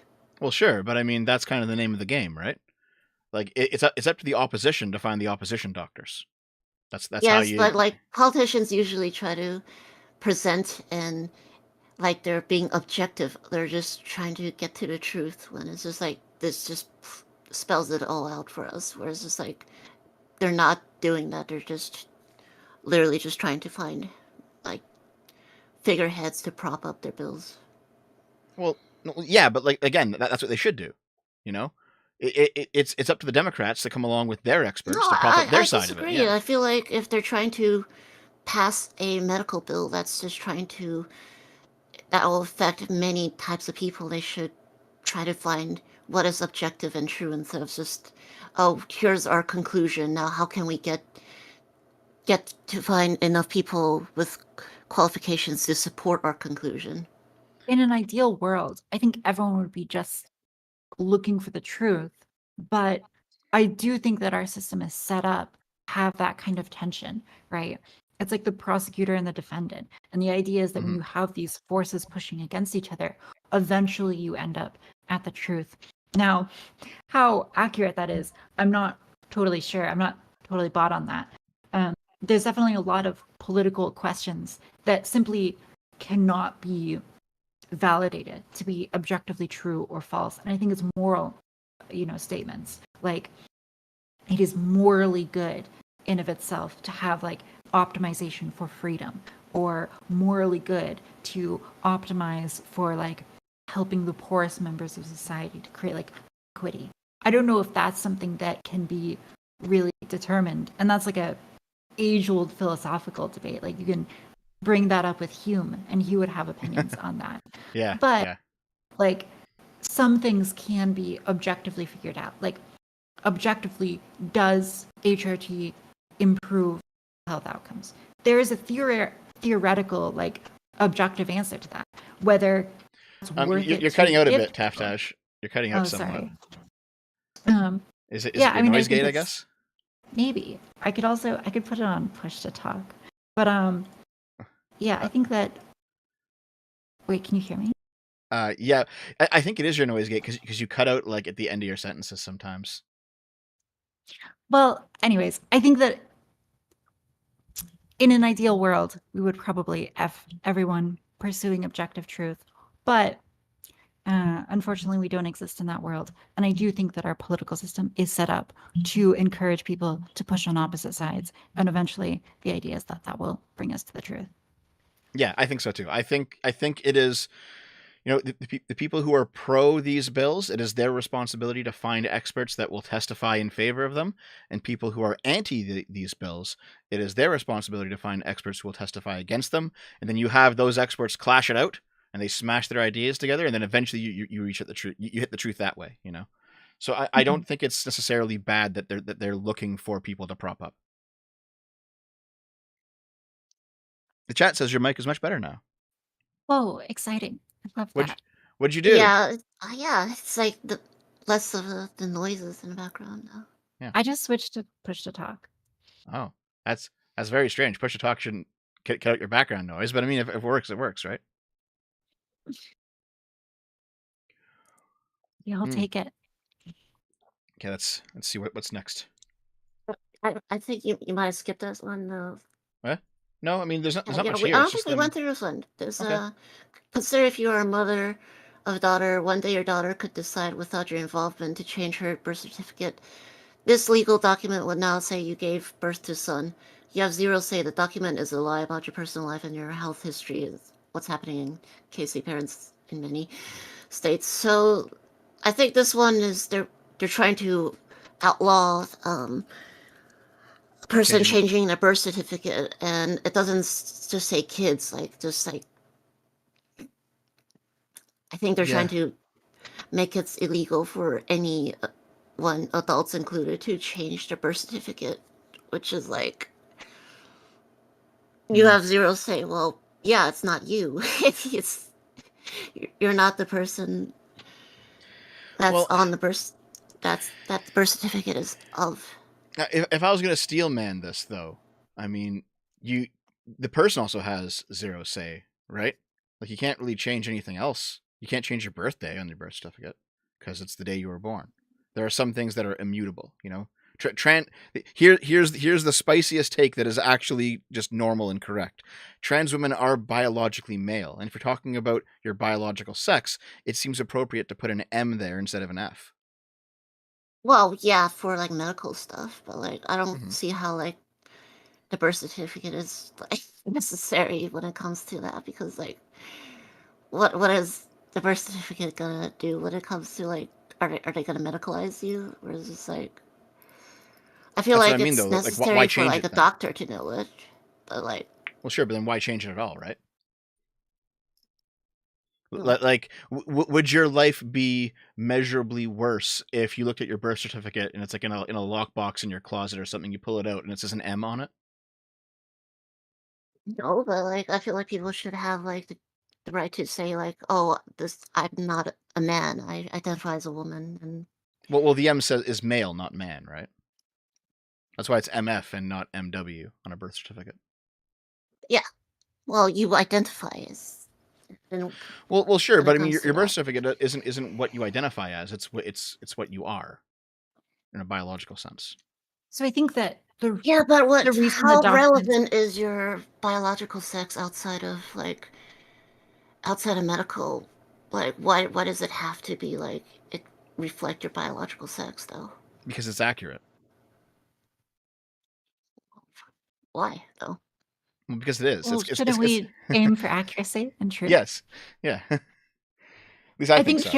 here's the But like, debate, right? I Like wouldn't have a problem if like birth certificate were to say, oh, your sex is male, but your identification is something else. Like Hmm. but here's the question is maybe like a why couple does it parts need to maybe. contain that information? Like you could just explain to people if they ever saw your birth certificate, or they just look at you and they're like, oh, sex male, but clearly identifies differently. I think the Hmm. reason this kind of gets brought up is because that will transfer into other documents. So, for example, like passport or like driver's license. This used to be like more true. Now I think you can just get your driver's license changed without changing your birth certificate in a lot of states.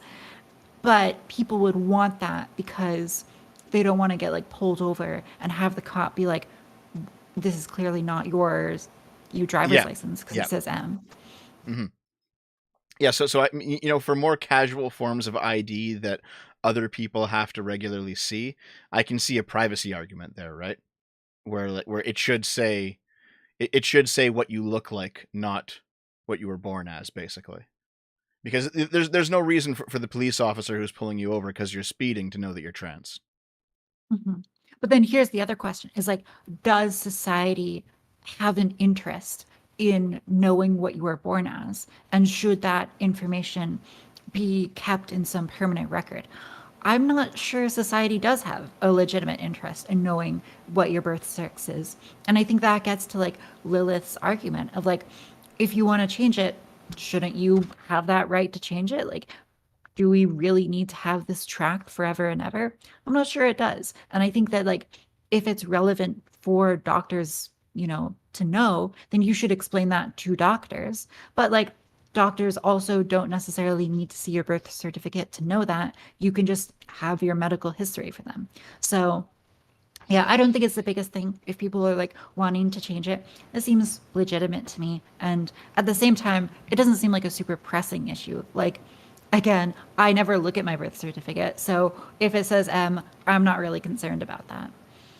Yeah. Right, and thank you, thank you for that, TafTaj. That's pretty much the point I'm making. Like, it, it just doesn't feel like necessary for there to be a measure to prevent the change on the birth certificate, because like it's not that relevant for society to know for sure like what you were Seems to born me like as. private knowledge, Yeah. right? Hmm. And I don't know. whether you I don't know if share I that agree with with that. people or not.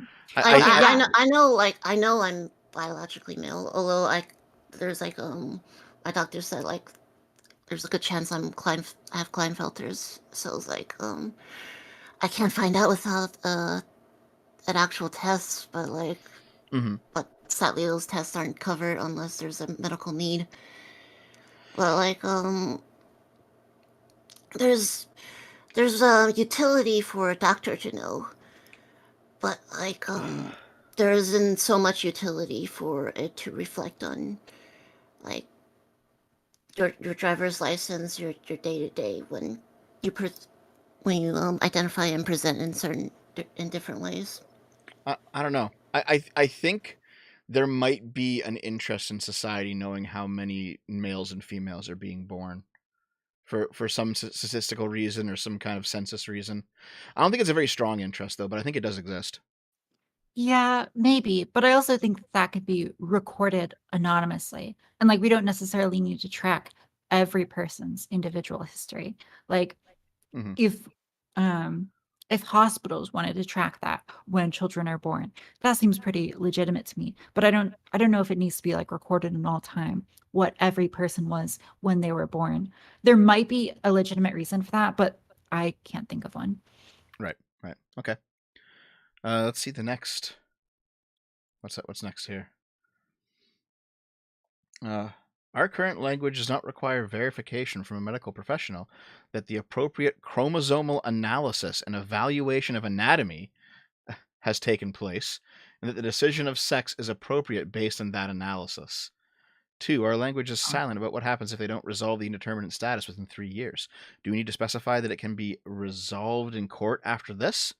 Do we need to specify any requirements that that should be the case? Is this where we get to like the there's memes going around on left-wing Twitter where you have like teachers checking like trans kids' genitals and stuff in gym class, and it's like we got to figure out whether or not you can play in the girls' team, and it's like Jesus, that's Yeah, it's pretty awful. yeah, Maybe they're kids. Come on. Yeah.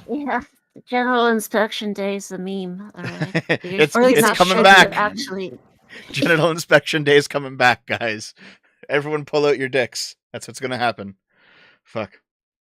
I remember I almost got Sitch on the Adam and Sitch show to believe that penis inspection day was a real thing. I almost got him to believe it. He hadn't heard the meme before, and I got him so close to believing it. That's amazing. But yeah. This sounds like okay. Well, you have to do chromosomal analysis, and you got to see your kid naked. It sounds very. This is very strange. This is very strange. You're talking about these, including these in the bill. It's like, come on, guys. yeah. Let's see. What is this? Okay, I'm gonna read this because this is like a schizo post in the email. Gee okay? whiz. Yeah. Gee whiz. Humans are the only living species of Homo sapiens. Given that fact, we are male and female. There is no other. We are mammals, giving birth, carrying an XX or an XY, female or male. Otherwise, a bizarre abnormality results in a state of disease. Turner syndrome, Klinefelter syndrome, etc. Everybody is transgender. Nobody is transsexual. Cisgender is true for everyone. Try not to use the nomenclature of non-science. Non-binary, Disneyland comes to science. You are non-binary, then what? A worm, a worker bee, a penguin in a European zoo, an ant? I am zero. Listen, talk to me. Talk to me. Be real. Stop. No, you meant to say that you are claiming something that does not exist except in your mind. Got it? Your mind? Take a look, please. See, right. You are a male or female, so stop with the rigmarole and talk to me now. Throw out words or phrases that have shifting definitions, political realms, identities unscientific, and whims and notions that are never studied in science. Never! I feel better. So this guy, he just had some kind of compulsion. He's like, at the end, he's like, oh, I feel good now. I just had to get all the schizo posting out. I don't even know what he's getting at, though. Fucking hell, man. Are we reading Dr. Seuss? Or Carrie A. Davis. Oh, wait, just like the CIA glowies. I love how it's just like fitted in between like law talk. Yeah. And they're just like, yeah, here's this person acting wild. There's more schizo posts, guys. Looks great. My only concern is with the quote. Wait, is this schizo post? I don't know. Okay, hold on. My only concern is with the quote from Segum. Will, would you consider this? First, the reference cisgender identifying individuals. I believe there is a way to make this point without using a word like cis, which indirectly endorses the ideology upon which transgender identities are based. Another suggestion with the quote is to add non-binary. Even though transgender has become an umbrella term for covering both, some non-binary individuals do not say they're transgender. Many forums offer both categories for people to check when they identify themselves. Okay, this is just like another word conversation. Okay. Yeah, a lot of this stuff just seems to be like them hashing out the details of how these bills should look. Kind of normal political coordination. Is there anything spicy? I want to see the spice. Let's see. I think this is more of that, The literature finds a compelling interest in maintaining accurate quantitative biology-based statistics on how certificates of birth, which provide vital statistics fundamental to the performance of government functions that secure public health and safety, identifying public health trends, assessing risks, conducting criminal investigations, helping individuals determine their biological lineage, citizenship, or susceptibility to genetic disorders. So I guess that's like that's like the argument for keeping the M or the F on your birth certificate, I guess.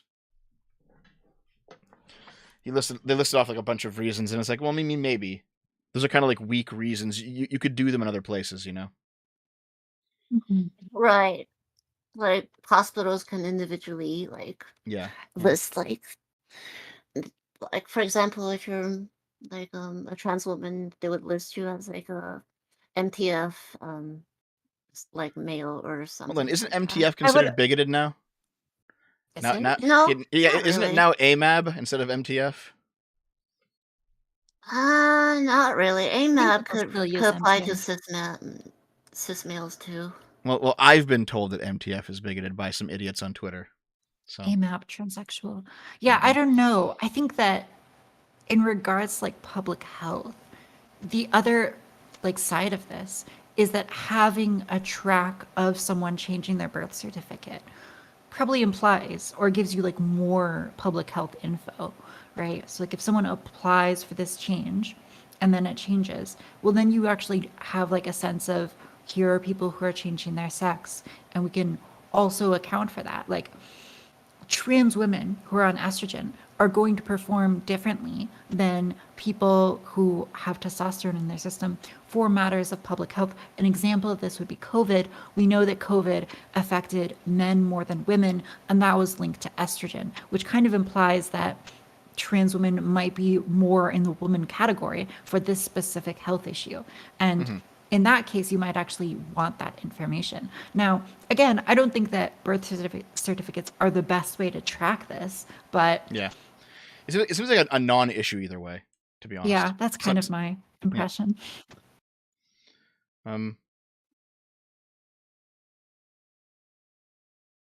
Jesus, hold on.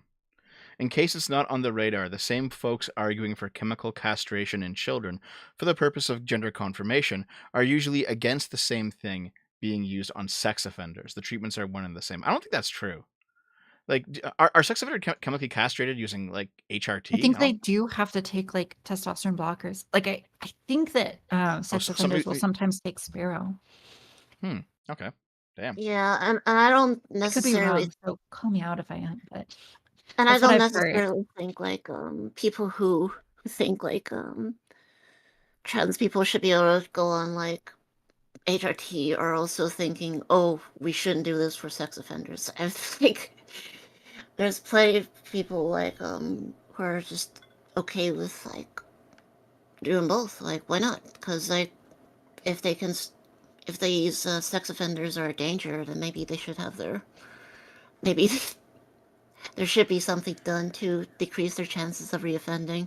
Well, what we could do is just like physically castrate them instead of instead of chemically castrate them. Yeah. Just actually cut it off. There you go. Solved. It does look like they use the same drugs in some cases. Yeah. Specifically Lupron. That's what I took when I was a teenager. So. That's like an optics L, I guess, but it's not that big of a deal. Yeah, I don't think it's that big of a deal either. Yeah, that difference is going to be like, well, people who are transitioning generally aren't sex offenders, and they're doing it for different reasons. So that's like, okay, I get the point. But it's just a non sequitur. Yeah. Like.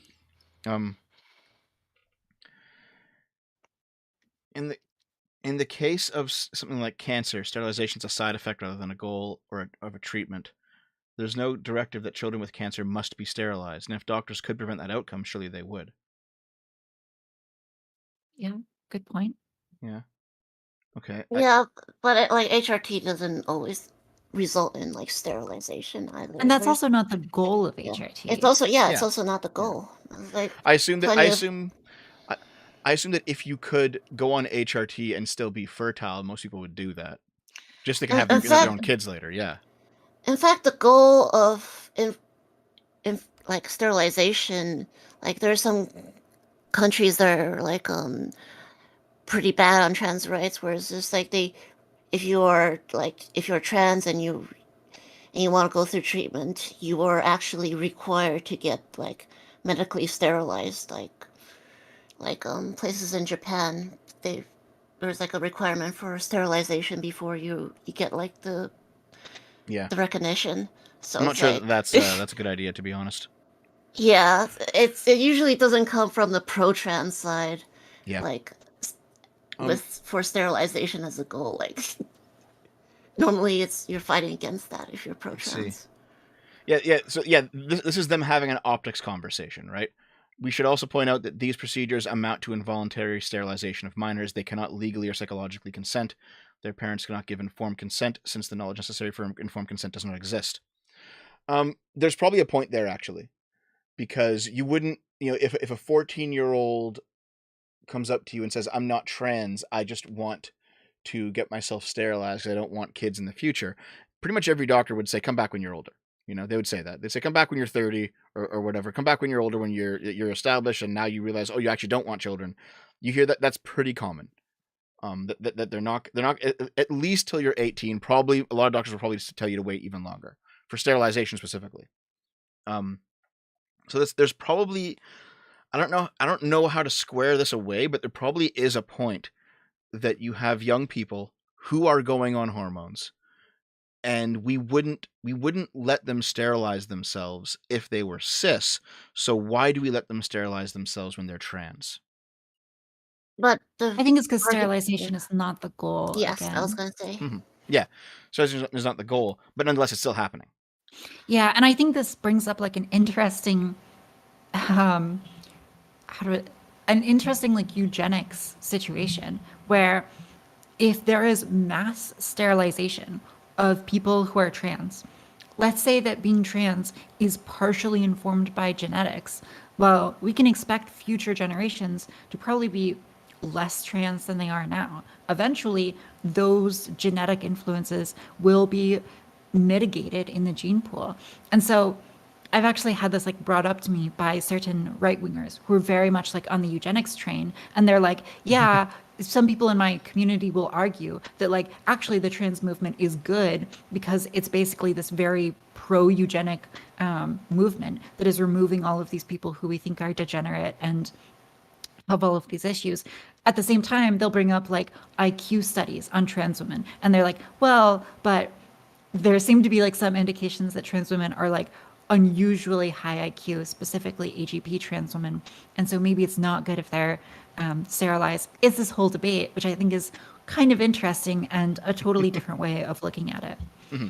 The same thing with gay men. Gay men tend to have higher IQs as well.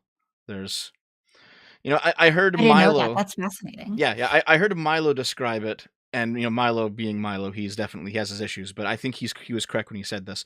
Milo described it as that males are nature's playground because they're a bit more reproductively expendable. Nature can afford to like tinker a little bit more, so there's more variation in males than there are in females. Also because of the specific way that the X and Y chromosomes work. If there's like a change on the X chromosome in a woman and it's just one of them, like she still has her other copy. And so the body can actually like figure out what should be happening based on that. If there's a change on the Y chromosome, that can have a much more immediate effect. And so you do see a lot of diversity and, quote unquote, like faster new mutations among the male population. I think there's like a sex researcher who was just talking about this, who I was listening to. Mm-hmm. Yeah, like you see, like all the dumbest people tend to be males. All the smartest people tend to be males. All the least and most aggressive people tend to be males. All the least and most successful people in almost any domain tend to be males. It's just there's something there. Where like women are like comfortably consistent. Men are like all over the map. In variation. general, yeah. Throwing very general here, very general. Okay, what's this? Okay, there's a lot. Okay, hold on. Let's keep going. What's this? What's this one say? No doctor or parent has a right to subject a child to a life-altering medical experiment with unknown long-term consequences. Without this ban in place, SD, what is SD? Oh, South Dakota will follow what is already happening in other states. Minors who successfully sue in court to obtain this supposedly life-saving medical intervention. And when they grow up with irreversible regret, who will be liable? The state. That's probably a decent point. I think. Except the long-term Liability is a bit- consequences are not unknown, though. We've No. had these, we've had these procedures done for like decades and decades, and there have been plenty of studies showing the effects of it. It's not a medical experiment. Like if Mm, it I would don't be know a if medical that's experiment if true. it's something like I don't know if that's true either. They have We're been not done for familiar decades, with. but like the studies that are longitudinal and are following people over decades, those I don't know if there are any of them. Like I've seen them up to like 3 years. I think I've seen 5. I think I saw one that did Okay, 5. But 5. that was it. Yeah. So like there's lots of studies for people in the first year, and those are not the best studies, frankly. But like the longer studies are even more scarce. I've seen like studies that go up to like 10 or even Really? longer, but like Have you?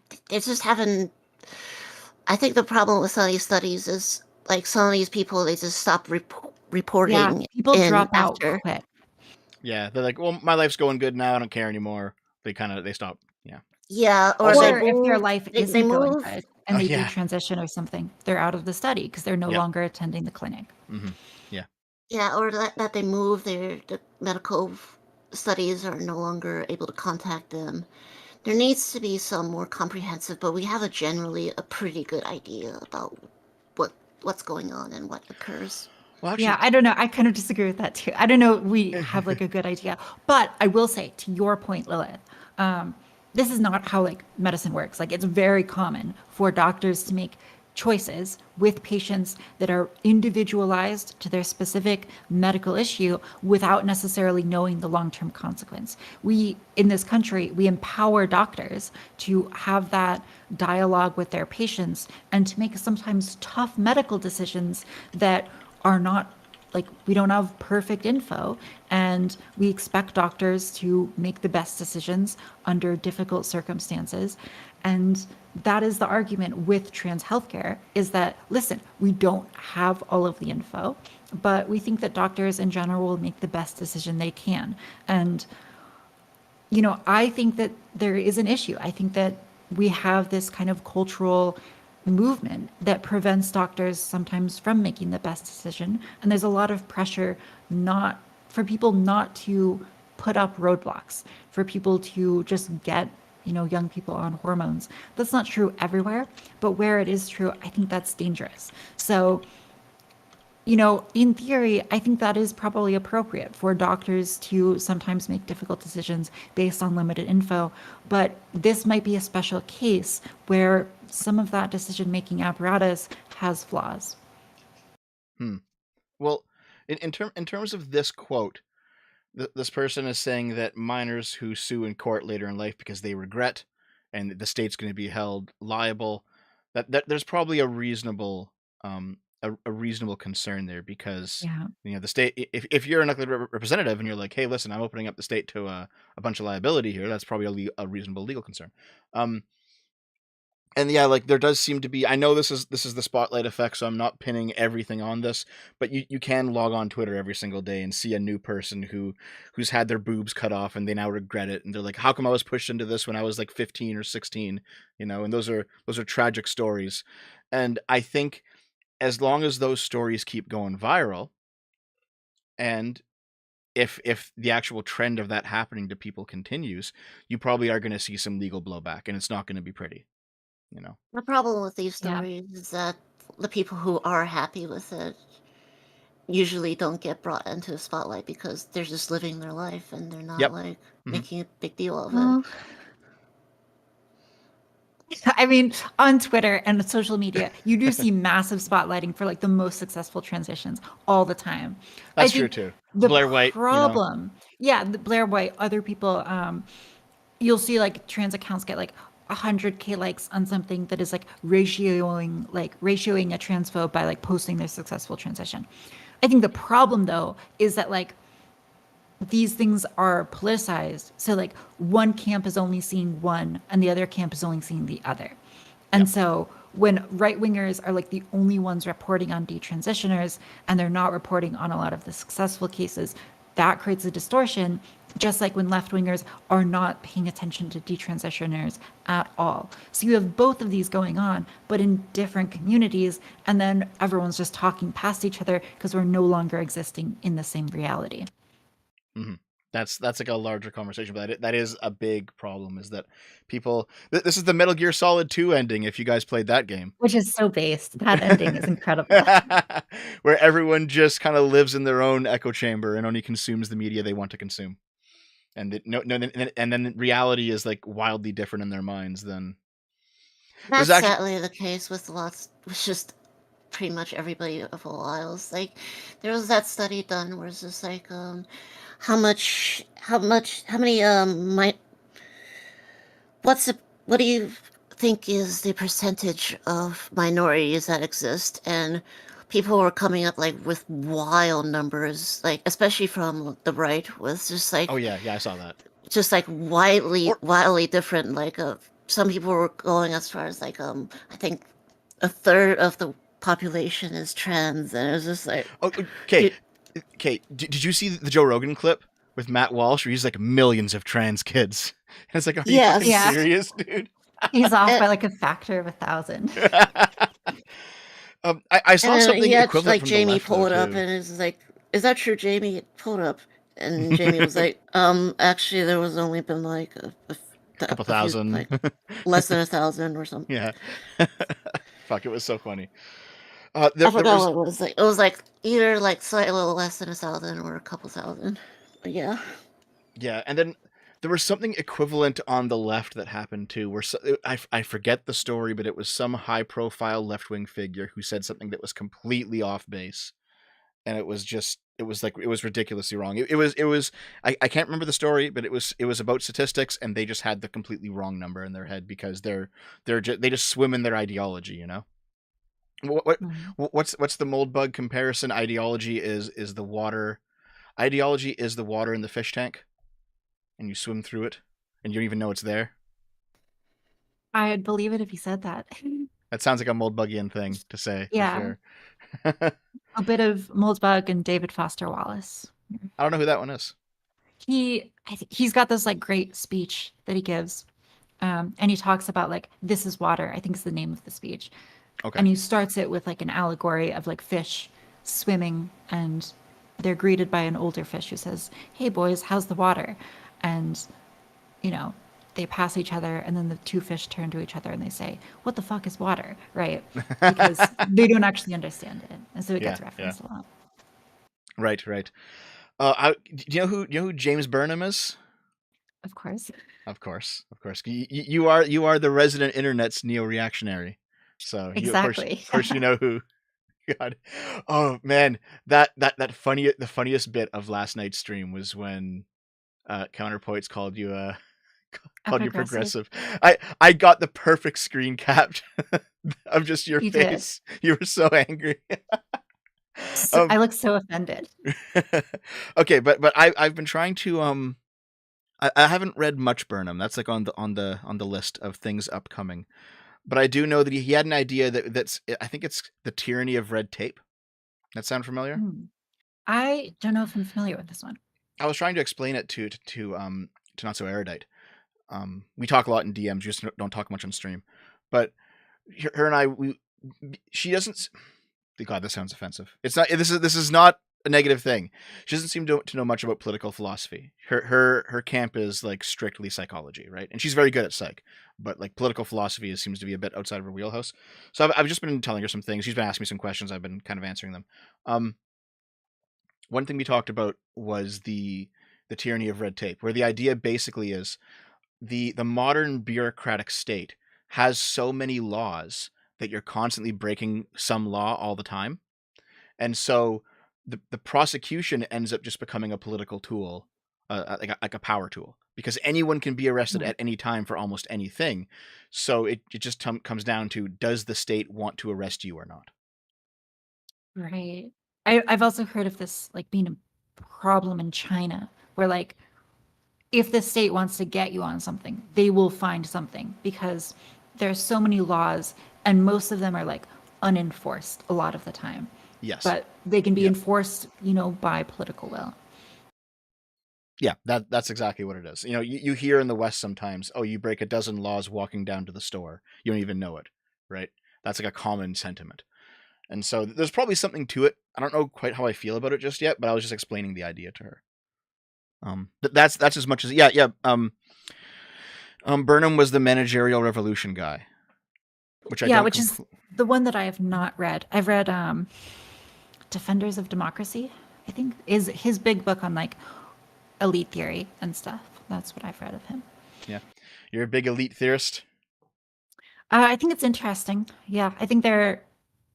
I don't know. I do think that I tend to come down on the side of thinking elite theory is correct. I had a discussion with Sitch about this. There might be some nuance, but yeah. Yeah. I'm just thinking like Adam in the background just reeing because he hates elite theory.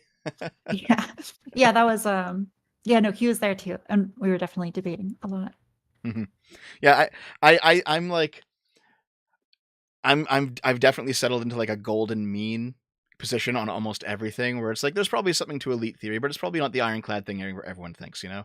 There's something to everything, you know. Everyone's right at least once in a while. So, which is the ultimate fence sitting cuck position on everything. So I'm happy to inhabit it. Base. You're just like, you know what, we need balance. You're that guy in like whatever meeting you're in who just says that everyone agrees. And then of course I get lambasted as the guy who only wants to kill half the Jews instead of all the Jews, right? That fucking comic.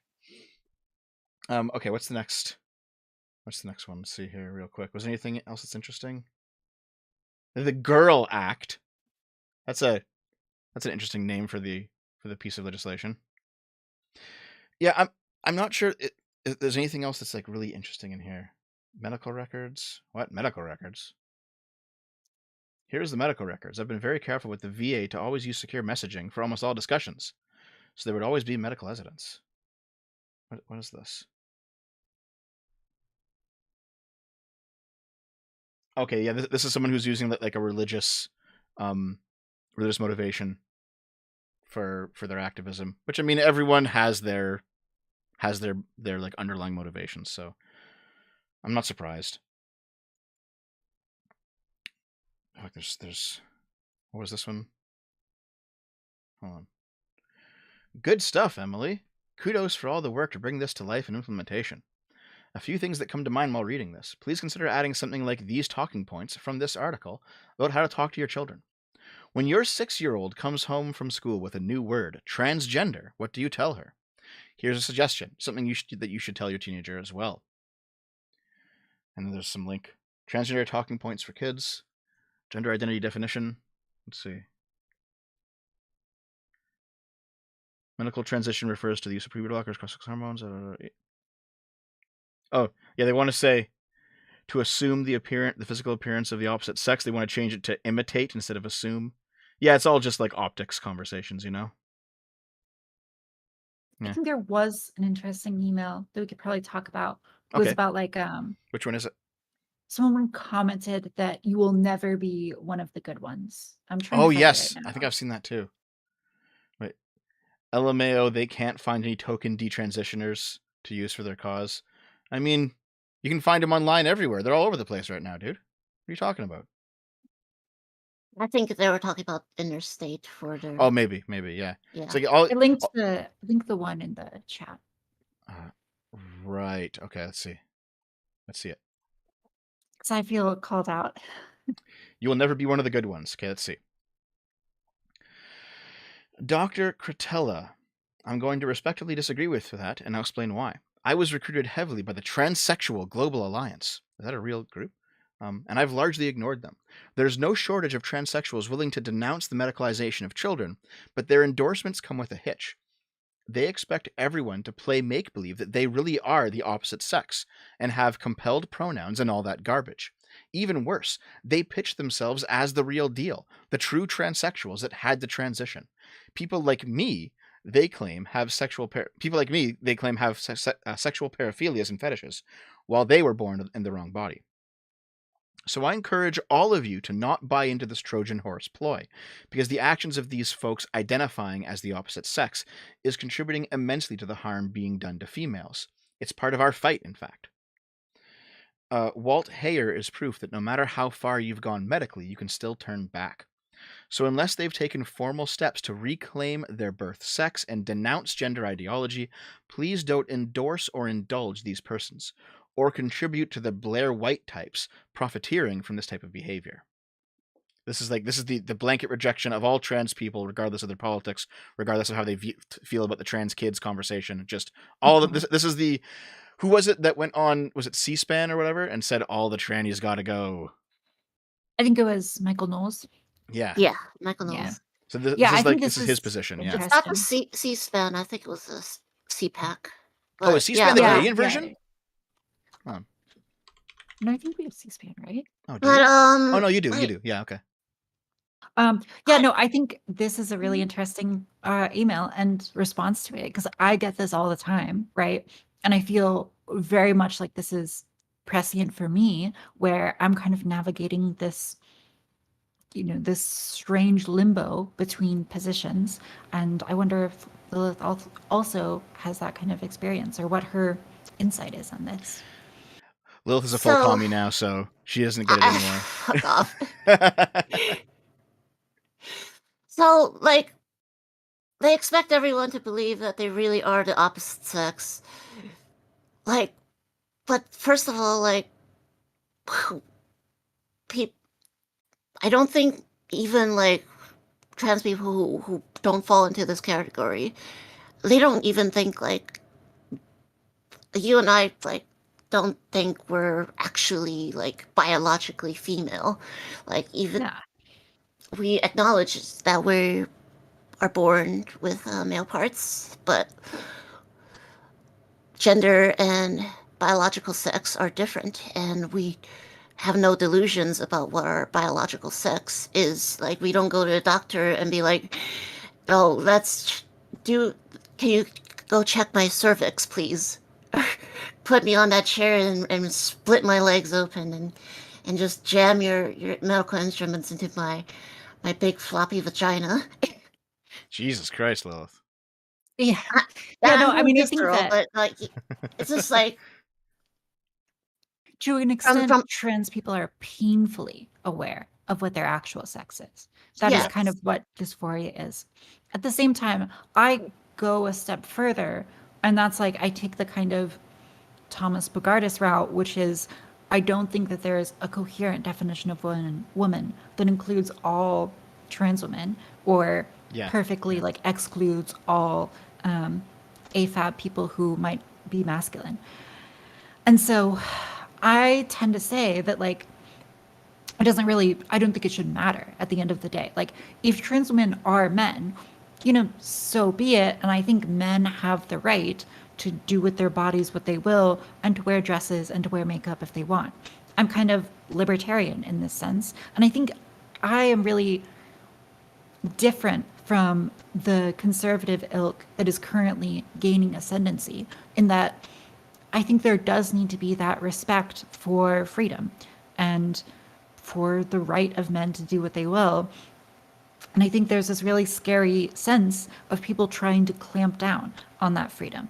And so I made a tweet about this earlier, about like how this is why I don't want to align myself with people who are really extreme or on the right wing of this issue, because I know where that road leads, and it's ultimately not one that I'm comfortable with. Mm-hmm. I think I agree I'm with of you a there. similar boat, where it's like, I don't really care if people want to call me a man. I'm just like, it's not going to have an effect on my day to day. Where it's just like where I'm still gonna transition. I'm still gonna take hormones. I'm still gonna appear and present in certain ways, and it's just like it's completely irrelevant. If I'm a man, then okay, I don't care. Yeah. That's something I've been thinking about, right? Because I've also gone down the Thomas Bogardus rabbit hole. He seems to be a really smart guy. Definitely. He knows what's going on, I think. And I'm just like, I've seen like the trans women are women slogan just seems to be a loser in some sense, right? But Yeah. I mean, they're also like trans women also aren't men, obviously either. They're not men, so it seems like trans women are trans women. They're a different thing. And I've thought about that too. Yeah. yeah, so because and the way that I've thought about it is like, okay, well, when you classify various classes of things into a meta class, you do it because they have some similarity, right? So what is it that trans women and cis women have that are similar? Sorry, hold on. You classify things into a meta class because the various classes that it umbrellas, there is something in common. They have one quality that is the same. At least one. They have other qualities that are different, but they have at least one quality that's the same. That makes the classification, the meta class, justified, right? So I think the argument we talked about earlier was like gender nonconforming people and non-binary people and genderqueer people and gender fluid people all being considered trans. Well, what justifies that umbrella? The umbrella seems to be some level of gender nonconformity, whatever it is, right? So if trans women are women, that means that women is a meta class, and trans women and cis women are classes within the meta class.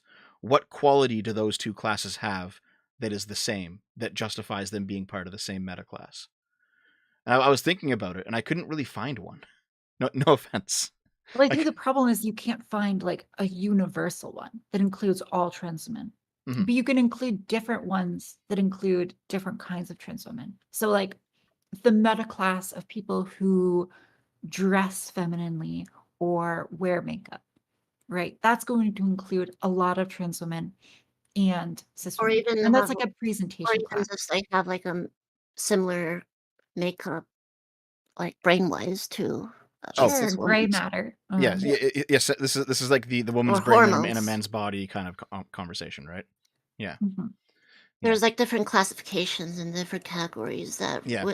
trans women and cis women would share. The issue ultimately is that that's going to necessarily exclude some cis women who should be considered women, and it's also going to include some people who don't want to be women, right? So for example, you can have like a very tomboy woman who does not dress femininely at all, Right. and Yeah. adopts Or no really feminine control. social role, and now they're not women anymore, right? Because because now they've been kind of selected out of the meta class of woman. Yeah, or like an immigrant woman who just has a very different approach to femininity than people in the culture she's immigrating to. Like she might not wear makeup, but she might be very similar to the women of her home country. Now, she's not presenting femininity in the way that other women are in the culture she's now in, but that doesn't make her not a woman. Certainly not in the biological sense, and not truly in like a cultural sense, because she might occupy like a subculture where that is the way that women act, and that is like feminine presentation. So Yeah. there's definitely layers to that, and that's an example that Thomas Bogardus gives in his paper, which really struck me because I never thought about that, how really culture plays a role in this too. But yeah, my sense is that Well, actually, I have a question to you about the Yeah. culture thing then. Yeah. So, if you lived in a culture where everything that we consider to, and hold on, everything that you personally consider to be feminine, all the things that you've adopted to transition, that was considered masculine, and it was just an entire culture of femboys, would you still have transitioned and become what that culture views as woman? I mean, I don't think so. Not in the case you laid out. I think that I would be presenting pretty masculine in that culture, right? Yeah. So then now you're getting into like the gender roles actually are socially constructed, but then that Well, implies, to be clear, well, presentation I think is socially constructed. yes, yeah, right? but that implies that you could have a culture set up in such a way that you would not actually have any kind of transness possible in it, because of the way think that the so. gender roles are structured. Yeah, for example, imagine like a culture far into the future where, biological realities are only like a very small part of your existence. Where, for example, we exist as like beings in a metaverse and people are presenting themselves just like their profile pictures. Like your cartoon and Lilith is like a cat person and I'm like a painting, right? Well, Right. how do you like create genders for that? Suddenly it becomes much more complicated. And so I do think that like culture plays a role. And the problem here is that like people will say gender is socially constructed. I don't think that's true, but I think that like the reason why that's not true is because gender can mean so many different things. Like dress, style of clothing, that is a cultural thing, right? Mhm. But how people act personality wise, that is informed by biology. And people might develop cultures around how people act. So that is kind of a mixture of both biology and culture and can vary, but is going to have certain tendencies across cultures. So part of the problem here is I think people are using gender to mean so many different things. None of the definitions of Dear gender. gender, TafTaj. Yeah. It's real. It's a real Dear thing. gender. I don't think any of them are objectively correct, but they're all just describing different concepts. So when I was thinking of the meta class thing, I was kind of going through the obvious selections in my head, right? Because it can't be biology because there's a difference between trans women and cis women in terms of biology. It's not social role because trans women don't owe you femininity, So Mhm. like it's not aesthetics because for the same reason it doesn't cover everyone. It's not even necessarily. I know Lilith, you brought up like brain structure, but it's not even necessarily that because I mean, trans women they experience dysphoria and cis women don't. There's at least some difference there. So Well, if you put a cis woman's brain in like a male body, they would experience dysphoria, though. but they're not in a male's body, and that's kind of the point, right? Is that there Well, is still this a as like a difference. hypothetical. Like if there was such a thing where it's just like perfect brain transplants, where you just transfer a person's consciousness into a different like body, they probably would experience gender dysphoria. They would, yes, I completely agree with you. But it's the experience of gender dysphoria that makes it different. Mm. So Well, yeah, we would be experiencing gender dysphoria because right. we are in them. Right. So like different if body, if I took your brain and put it into a cis woman's body, you wouldn't experience gender dysphoria anymore. But that would also No. make you different on some Yeah. level too. You would now be a slightly different person. So it's that difference that means that trans women and cis women are still different, even by that standard, right? So Well, yeah. I'm not yeah. contesting that trans women and cis women have differences. Yeah, what I'm saying is that there doesn't seem to be any meaningful overlap between the classes of trans women and cis women as classes that justifies them being part of the same meta class. I feel like there's enough but even if the classification doesn't overlap completely all the time, because like if you want to find a woman as like someone who can give birth, or then you would necessarily exclude cis women who cannot give birth. If you want to define it as I'll actually bite that bullet right now. A woman with a person with XX chromosomes, you would necessarily exclude women who don't have that. Mm-hmm. Like, I understand, but I'm actually willing to bite that bullet.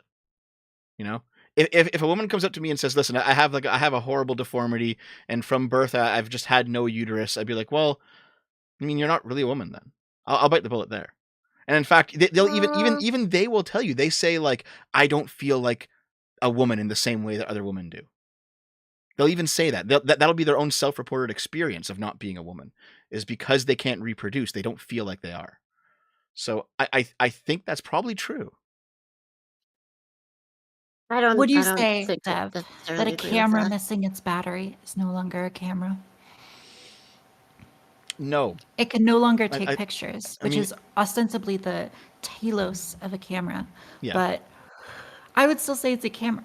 And I think that a similar argument applies to women who are deformed through birth or disease or old age and are no longer able to have children, I still think that there's an argument to be made that they are a woman because if not for this small, aberration from how they would otherwise be, they would be able to have children. And I think it's similar to the camera in this sense. Okay. What if you had a camera and then you removed its light sensor? Is it still a camera then? I think so. I think it's just a broken camera or a damaged camera. Okay. First of all, you may not want to call these women broken women. That might not Yeah. go over well. But like, I get your just point. I like get your a point. woman I get your who's point. suffering from disease or some issue. Yeah. I mean, I think that's why, despite people on the left not liking it, the adult human female definition works very well. It's not just the fact that it's short and snappy and it relies on some semblance of science. It's that it just seems to be like tautologically true in almost all cases, right? I don't know. It's just that I get your But point. then you would have to call and I have to someone think like about it a Buck bit more. Angel a woman and include them in. Well, that's the thing. I don't though. I don't. I would call them. I would call them a trans man. Because here's the thing. Would you say a trans man is a type of woman? I'm not sure. I don't even think Okay. I would say that. I don't think so. Because if you do the meta class conversation with let's say trans men and cis women, run the same variables, I'm not sure you can find qualities they share either to make trans men women. So I do think that trans people are probably their own class separate from men or women. I mean, you could just like default to gametes, right? And that would be a way to find similarity. I guess like the question is, if we already have a term, which is like female and male, and female and male refer to sex distinctions, then I think it makes sense maybe for woman and man to refer to something that isn't purely sex distinctions, if for no reason other than the fact that we already have a word and we're trying to make language useful. So we should try to capture something different and unique. Or it's not a bad thing at the very least to capture some slightly different group. I mean, sure. I don't disagree with you at all. It's just that I can see. Hold on. For me personally, if we're just talking about my views on this, I still think that trans women are women, but I think that necessarily excludes people who are trenders, right? But if we're talking about something that will satisfy progressives, this is an impossible conversation. That's kind of what I'm getting at here, is that like, no matter what definition of woman that you have that includes some trans women, it will exclude others. It has to. It just has to, because you're gonna end up with cases. Okay, well, you get Blair White, who's very feminine. That's clearly a woman. Okay, but then why is that a woman? Oh, well, because of the social role that Blair White inhabits. Well, now you're going down the path of, if you're a trans woman who doesn't inhabit a woman's social role, you're not actually a woman, and that's going to get some people mad. Yeah, I'm all for getting people mad, but I guess I'm coming at this conversation from the point of view of trying to satisfy the progressives' desires when they're crafting language like this, and they seem like they have desires that cannot be fulfilled. That's what I'm really getting at. Yeah. I think so. In terms of actually speaking to reality, there's a number of legitimate paths we can go down, I think. I feel like for the day-to-day, though, classifying trans women as women just only makes sense because, like, you take a look at someone like, this is the arguments of convenience, but like, you take a look at someone like Blair White, and then you be like, oh, I want the attention of that man over there, and people aren't gonna have any idea what the fuck you're talking about. Yeah. This was I think when Blair White talked to Ben Shapiro, they had this argument where the idea is, if they're both going to a restaurant and Blair gets there early and Ben Shapiro has to be led to the seat at the restaurant, he'll point her out by saying, that woman over there. And that's Which is a killer argument for sure. Yeah, and his use of that language in a casual setting shows that regardless of how he feels politically, he's going to default to this in terms of just everyday language. Right. And of course, that doesn't mean like there isn't utility for sometimes referring, like, calling attention to someone's biological sex, like from a medical standpoint, Yeah, that only of makes course. sense. But for like a social standpoint, it's just like there's no real reason to call to call like a Blair White a man unless you're just ideologically captured or making a political statement. Are you getting tired, And oftentimes TafTaj? it could be like I woke up tired. Okay. Same. Yeah. See, look, no, I completely agree with you. It's just that, like for example, none of this is going to inform how I treat trans women that I know personally, right? Because it's still rude. It's like Yeah. even if you think that a trans woman is a man, it's still rude to be like he or to like treat them like shit. Like you can be mature about this, you know? Like there's two different conversations happening, I think, and they're getting overlapped because it's easy to overlap them. Like how you should treat people versus, you know, what the actual like truth is, independent of any one human's perception. Well, Those are of two course, different like you said, the conversations. argument of from convenience definitely does exclude like a trans woman who might identify as a woman but has made who but would be still in a closet publicly and isn't on hormones or they might be on hormones secretly but they're not presenting themselves in certain ways. Yeah. But like I just think like it's usually a case by case basis. Sometimes the biological sex is very relevant, but oftentimes it also isn't. Yep. Yeah, I think I agree. Was there any more? Hold on. What's this one? Right. Hold on. Here are my thoughts on how you should go about attacking gender identity. The foundation of the thing is built upon a sexual paraphilia, a transvestic disorder that's been gradually cleansed. So I attack two avenues in my sex change petition: legal fiction and the sexual paraphilia. And then, of course, it goes into AGP. All right, this is Jesus. Right, this is what we've been through earlier was just Yeah. like that's how they can try to legislate or try to stigmatize like being trans out of existence by saying, "Oh, these are all fetishes. They're all like they're all AGP, derogatory," and it's just just their method of just saying there's no actually legitimate people who are trans and be like, Yeah. I mean, when it comes to these emails, I think nothing here is really surprising. They're planning their own plays. We already know that they're against the broader trans lobby. Some of them are going to be only against the trans kids thing. That's kind of a hot button issue. Some of them are just going to be against all trans stuff. So this is not like necessarily surprising, right? I it's think not surprising, but it is interesting watching them like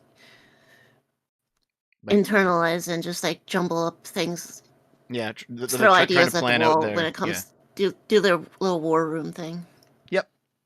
Yeah, it's always interesting when this sort of thing kind of gets leaked to the internet. I'm sure somewhere there's like a bunch of left-wing people who are like, man, all these videos of like drag queens dancing naked around children, they're kind of ruining our movement. How do we respond to this? And they're like also doing their war room thing. They're also planning, you know. So I'm sure. Yeah, this is pretty normal. Shit. I guess there's one thing I wanted to ask you, TafTaj. I'll go through like the articles and stuff. I mean we could. The articles are just like hold on, we're like, you know, this is just an article talking about the leak, right? So I will say you did link the PLOS study, or like an article talking about it. What's the PLOS study? Which one is that? It's one that uses like a 2015 survey data. Let me find it to conclude that. Is it this one? HRT is effective. Yeah, that's the one. Better mental health found among transgender people who started hormones as teens. That's like no shit. No, it's not like no shit. This is very debatable. No, I don't think it is. It definitely is. Because look at it this. worked for you. Look at this. The study, which appeared online January 12th in PLOS 1, it's the Turban study, drew on data from the largest ever survey of U.S. transgender adults, some of which took HRT as minors.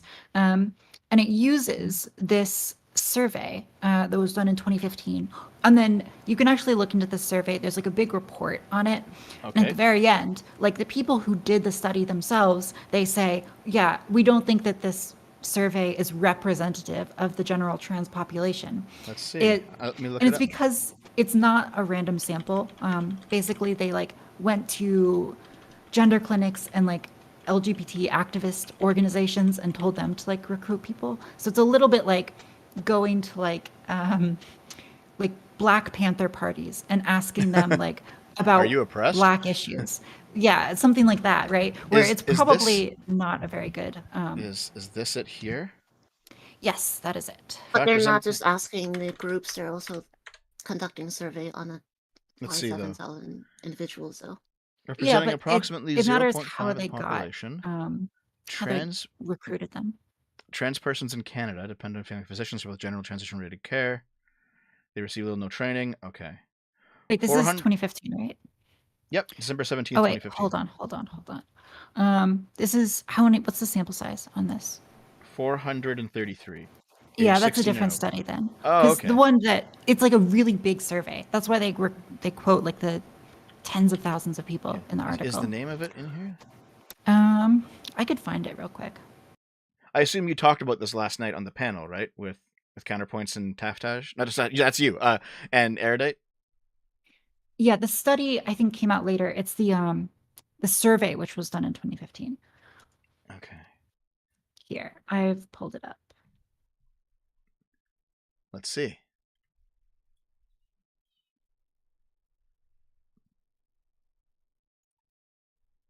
Okay, I've got it. Researchers analyzed data from 2015 survey, which Access to gender. January. Oh, so it was published January 12th, 2022, but the survey was done 2015.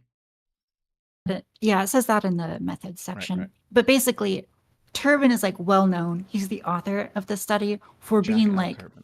very aggressively pro HRT for minors and like completely overstating the case. So if we're talking about like right wingers who start with the conclusion in mind and like work backwards from that, he's been criticized for doing the same thing. And this study is like, I think, arguably one of the examples of like not the best data or science on this issue.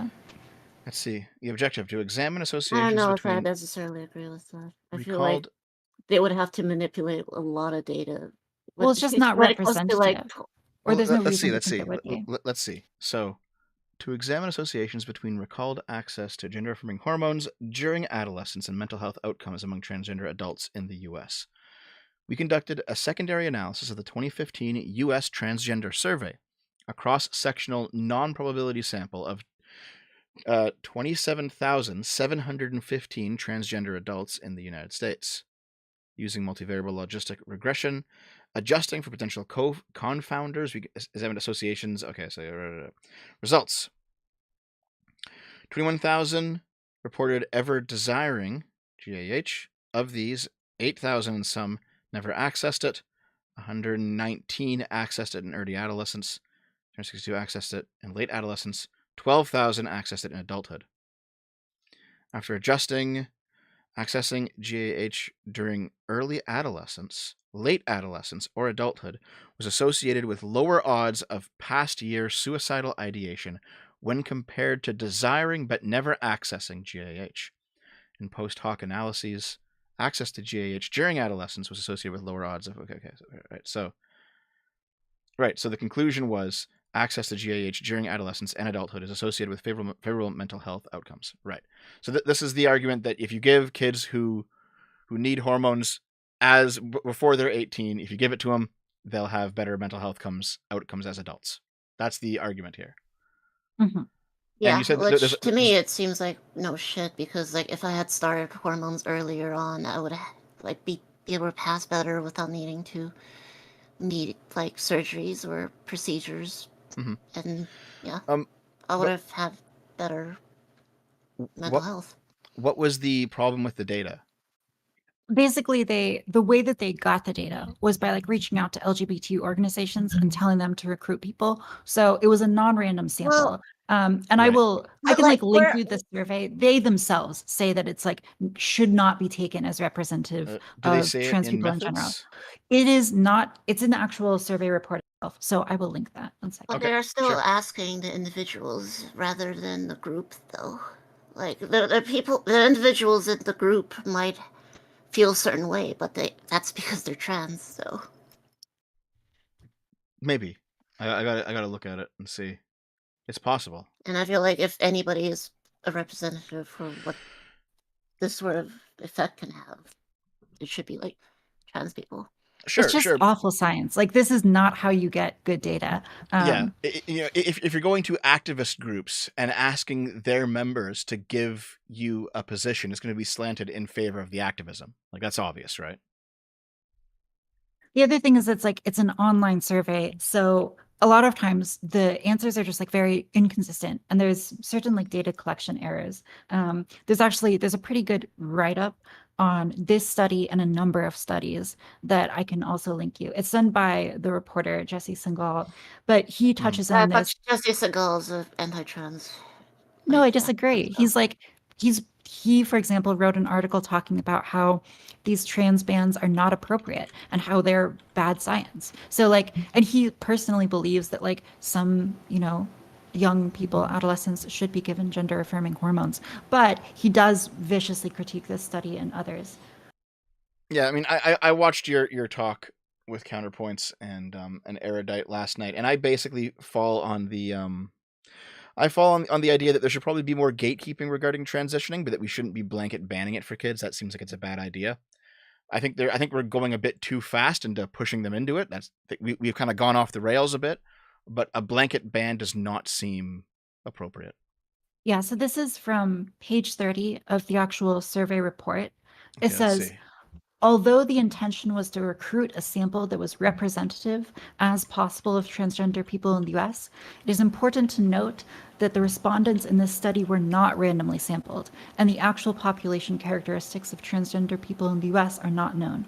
Therefore, it is not appropriate to generalize the findings of this study to all trans people. And that's NCTE themselves who are saying this. Also, NCTE, the organization that did this study, they have like a political agenda as well. So I think there's a lot of reasons to kind of be a little bit skeptical of this data in particular. There's enough reasons to be skeptical, but like it would be pretty difficult to like come out with a conclusion that's like counter to this, though. Like, Yeah, just because the study's methodology could be better, like I would of course prefer this to be like a completely randomized sampling for all trans people across the board. Like, but like good luck getting that. I don't think good luck doing that. And first of all, and even if we did that, I don't think like the results would run counter to the results shown here. Well, there's also the issue, like, let's say you actually did want to do a study like that, like a real study that could hold up. You'd have to get a bunch of trans people or people who have gender dysphoria, and then you have to say, okay, well, some of you are going to be randomly in a control group where you don't get transitioning. Good luck getting that like passed through an ethics board. You know what I mean? Well, also good luck getting people to like accept that and get into that, because that's been tried. That's been tried in the UK, for example. And a lot of the adolescents who were offered that option to participate in the study just said, no, I'm not going to do that. I'd rather do some other option. Imagine doing that in the US where you have dozens of private clinics and providers. People are just going to go to whoever's going to write the prescription at the end of the day. And that is why personally, yeah, exactly. That's why personally, I do think there needs to be some coordinated restriction on who is getting access to this, because of the fact that people are just going to find whoever gives it out. I think there needs to be like some unity in response where everyone or a majority of clinics are saying, okay, we're going to allow people to transition, but in order to get that, you have to enroll in a study where potentially you are put in a treatment group, a control group, where you are just given psychotherapy, right? And maybe that's only 10, 20% of the people who are put in that, but that's way better. And now you've got this sampling and you can compare the results and actually get some good data. Mm-hmm. So when I was watching, I feel like that would be pretty unethical. Like, yeah, it'd be hard to. It's necessary, but it's necessary, but it's bioethicists are the worst. They don't. Yeah, we need to bring back the Stanford prison experiment. Bring all that shit back. Okay, when I was listening to you and Erudite talk last night, you both seemed to agree on the basic, and I agree too. You both seem to agree on the basic idea that like the data showing the efficacy of transitioning is weak data, but it's all pointing in one direction. It's all saying that it probably works, but it's not conclusive. Is that pretty much your position? Mm-hmm. Mm-hmm.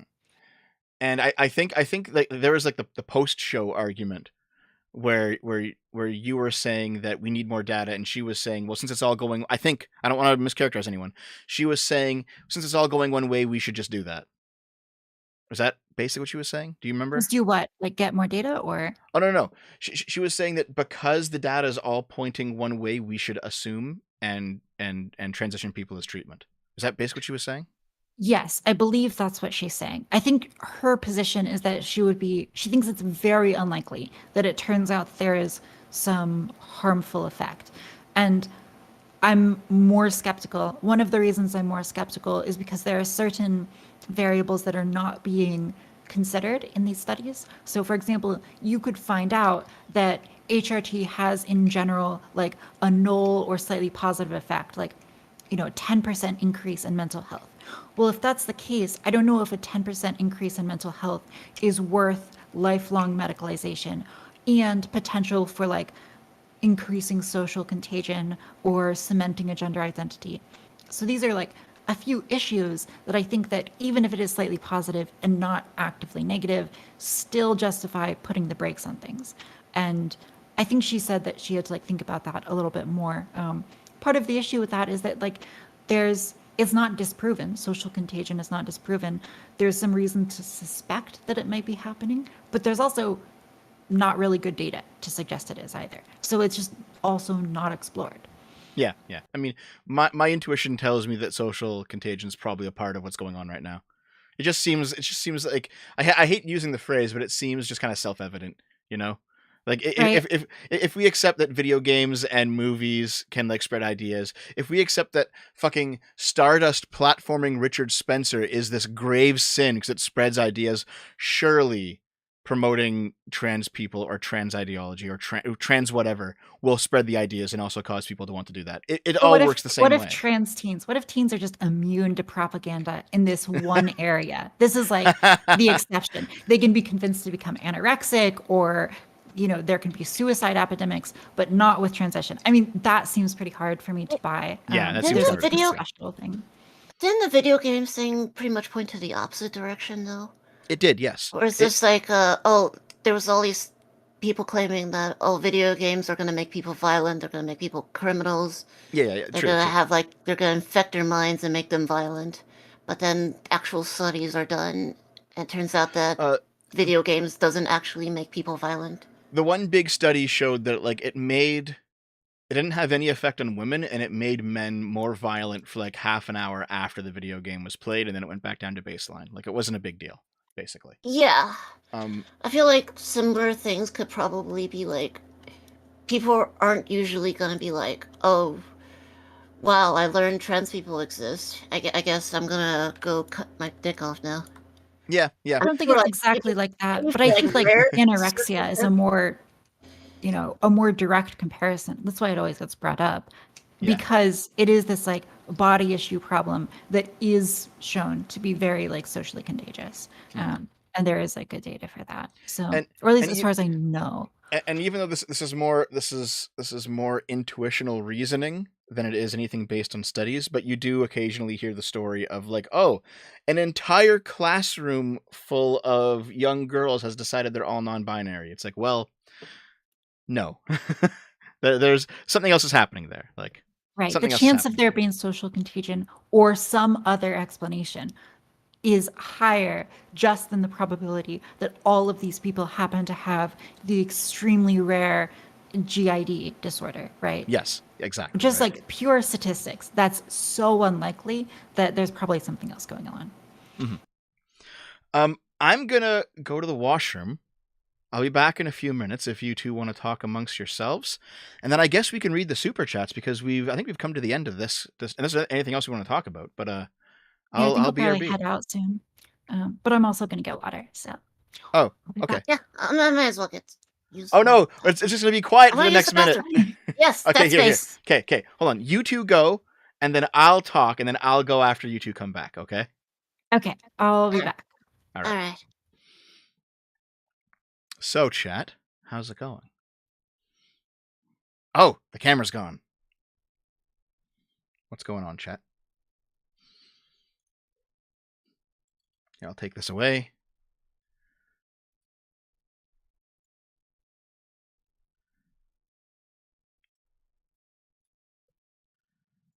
I'm sure TafTaj will return momentarily. Don't leave! No, I'm right here. I'm right here. What's going on, chat? How are you? How do you feel? Quick, while Dev is gone, make out. Jesus.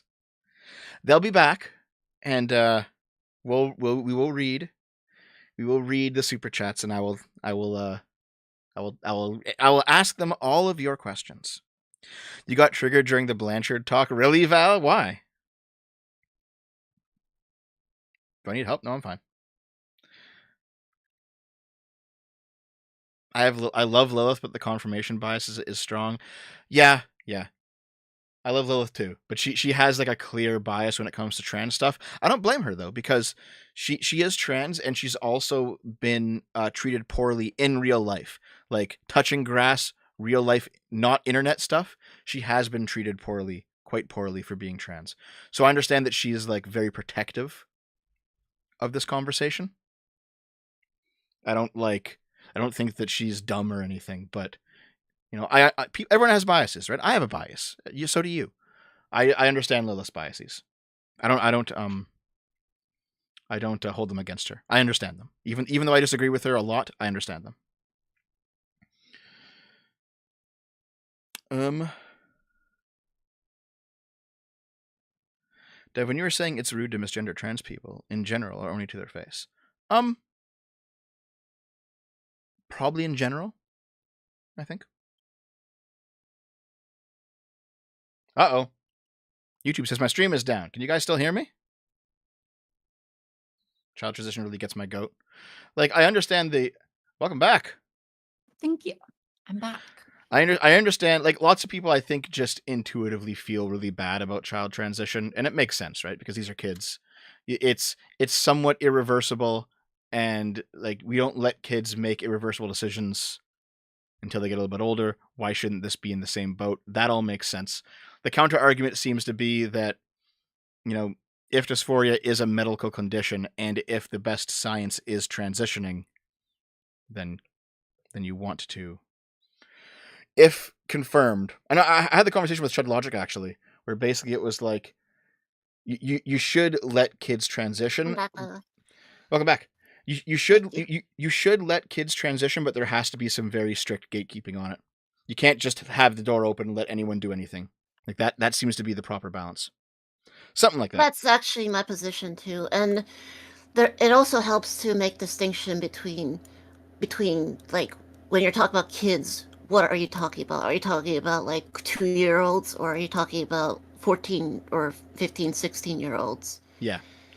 Like I feel like definitely for like. Here, I'm gonna piss though, but I can still hear you. I'm gonna piss though, but you two talk. I'll be back. Yeah. Okay. I definitely feel like for people under 18, there should be like very strict like medical supervision to make sure that they are trans before they should be given any sort of treatment. For people that are like below, like who are like 10 or something, definitely like no surgery or whatsoever. Below 10? Yeah, or I think like below like 12 or 13, I think they shouldn't get like any sort of surgeries or treatments.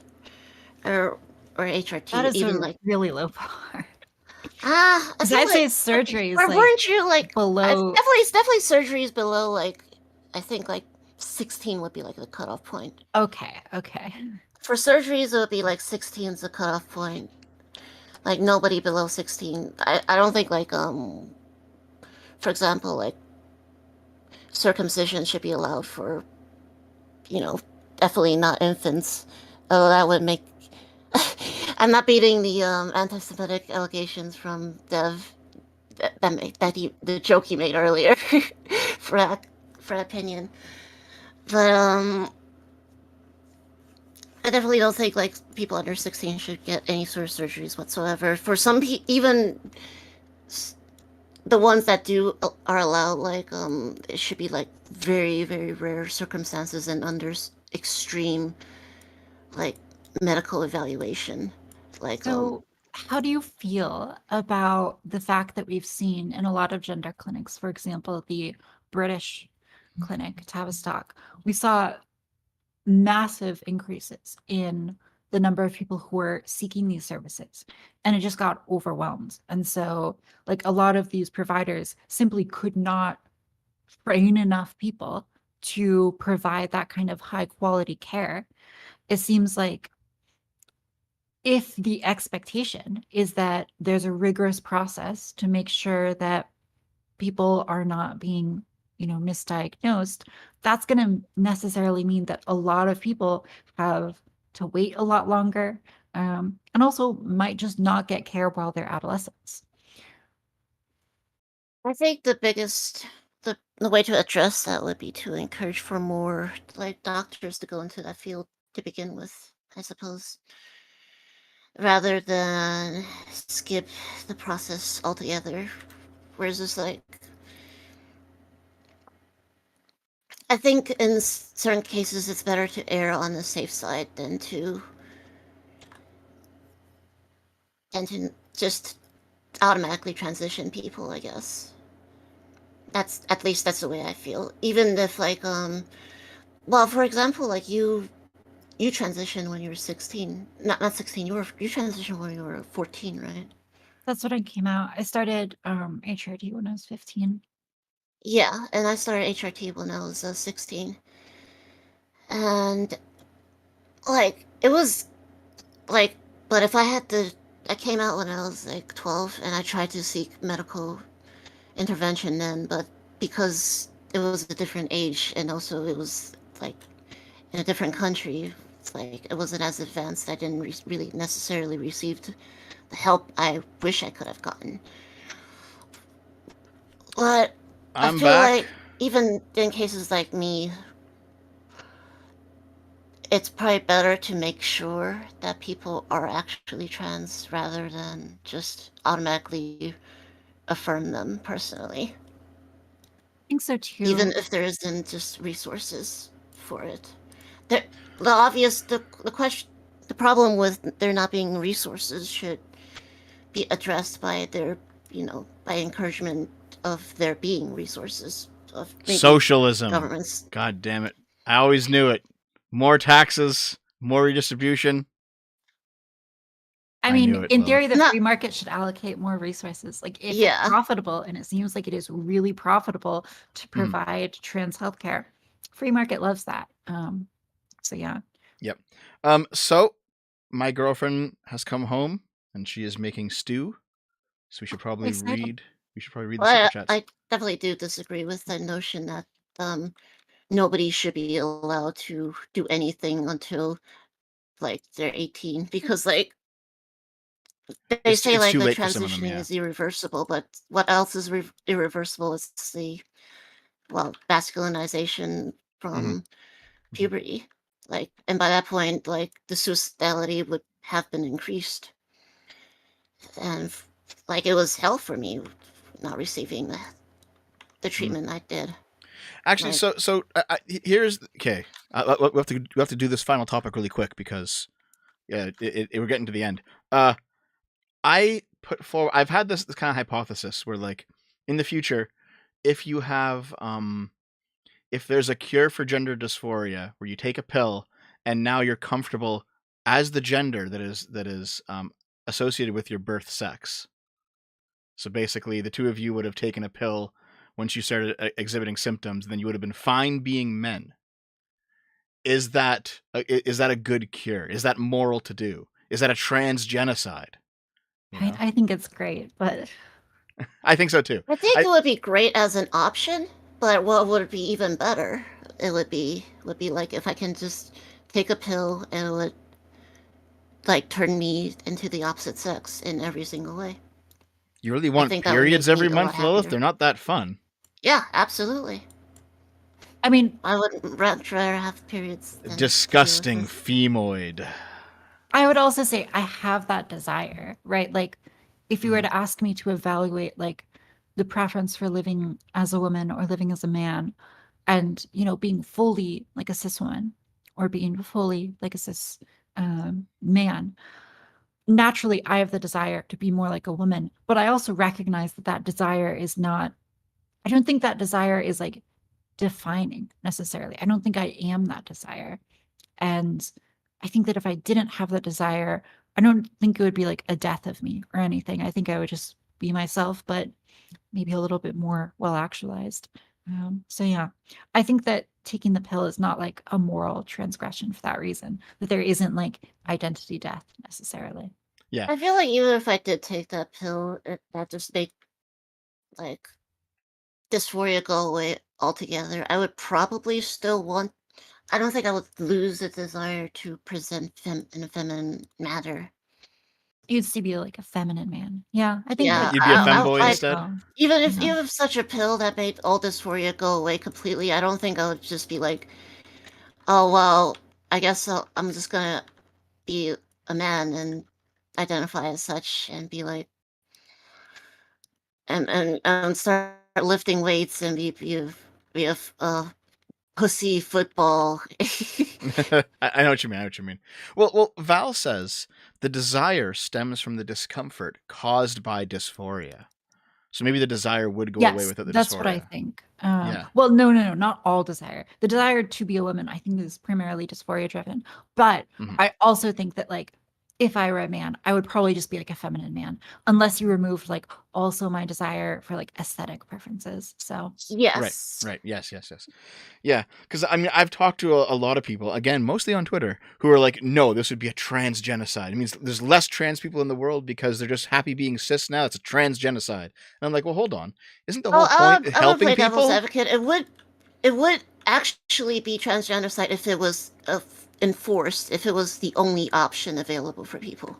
Whereas it's like, oh well, such a pill exists, so we can just ban transitioning Well, altogether yeah, but now. like, No, what? nobody gets to go on hormones. I would say like I would Well, not be okay with that. I mean, I agree with you, but like, I don't think there's any treatment that's forced, right? Like, if you have cancer, you're not forced to get chemo, which is a good idea that you do.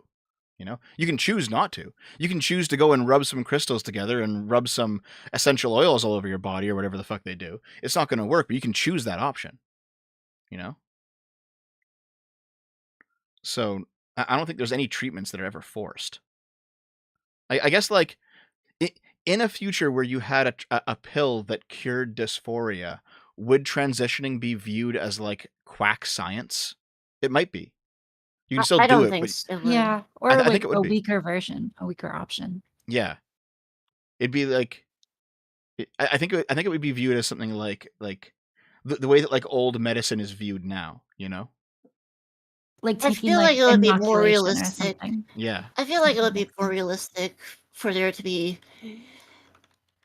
like a measure to completely change a person's sex before we have the magic cure dysphoria pill. I'm not sure. Because like just the mental health is so complex and like there's so many aspects to it. Yeah, but so are And like so are so bodies though. intrinsically tied to a person's being than the rest of their body, I guess. Yeah, Because I don't you're know. not your foot, you're like you're not your elbow. You're like the person that's thinking, creating the thoughts. It's in your head. That's true, but I mean, I think we will learn to edit parts of people's personality before we learn to edit the entire body you inhabit. In terms of like scientific progress. I think changing the brain will come before changing the body. I just disagree with that. Guess we'll have to see. I have to see where science goes. Super chats? Yes, sorry about that. Sorry.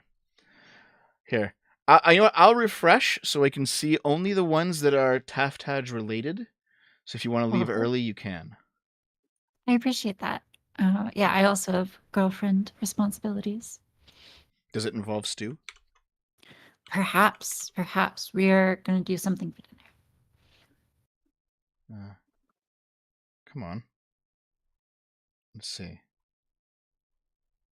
All right. Real Holtzinator for $5. Hi, Dev, Lilith, and TafTaj. I hope you're all well. It's nice to see you. Thank you. Hello. Thank you, Hello. Sedator. Yeah. I hope you're doing well too. Adherent to Lady Columbia, considering the makeup of the cast today, let's see how much brain rot we can mine from the chat. Last time was crazy. The chat's not been as bad as last time, but there's been a few people who have been a bit nuts. Let's scroll a bit.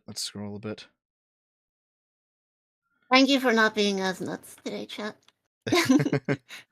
Mr. Bruh for £5. TafTaj, could you explain your religion tier list from Twitter? Why do you hate paganism and the Baha'i faith?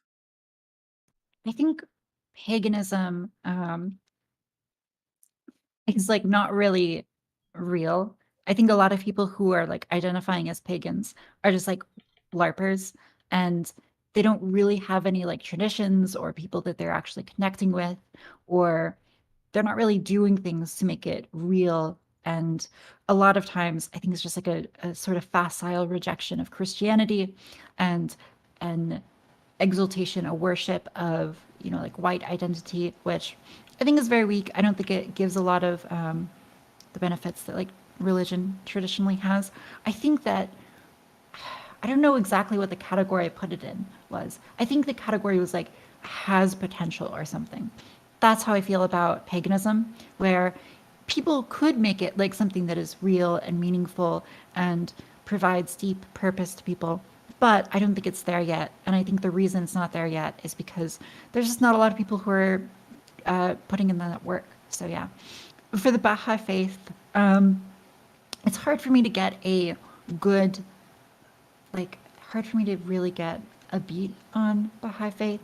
I think there's some like weird aspects to it. For example, like it's very like one world unification, but at the same time, it's like I feel like it's like a weird mix of like very progressive values that I don't agree with, and then very conservative values that I don't agree with. For example, like some homophobia and stuff. So that was my reason for ranking it lower. Which is weird because lots of pagan faiths are super gay. Like, well, Baha'i is different. It's like I wouldn't call it pagan. Yeah. Let's see here. What else? What else is a TafTaj question? Hold on. $5 from Holtzinator. Lilith, TafTaj, and Dev, in that order. What percentage of people who say they are trans are actually trans? Give your guesses. So Lilith first. I would say like 85-90%, I guess. Really? Yeah. Okay. TafTaj, I don't think most people would necessarily lie about such a thing.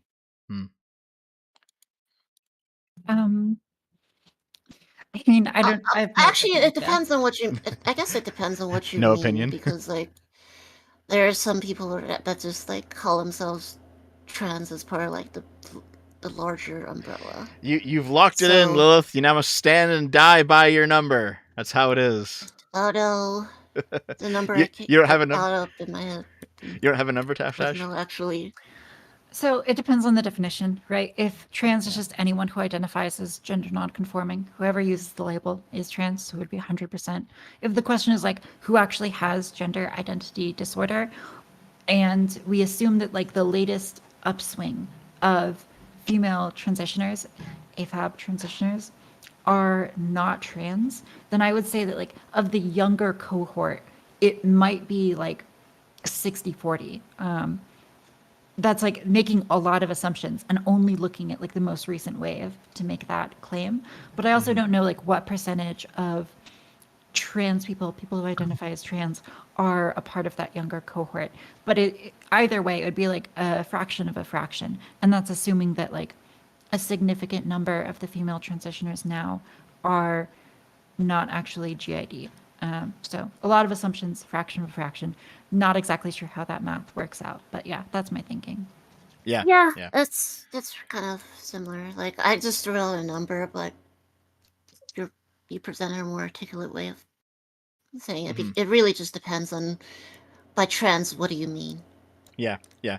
I think if we're actually talking about, the trans women that existed 10 years ago is going to be almost all of them, right? If we're talking about the on-campus weirdos who are now dominating, pride clubs and stuff, I think it's going to be less than 50%. For sure. For sure, less than 50% of them are actually trans. I wouldn't say that. I would. That much. Absolutely. I'll stand up by my number. Fuck yeah.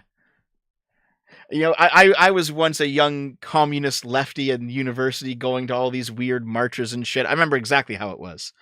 I definitely know. Let's see. Hold on. Where else is there?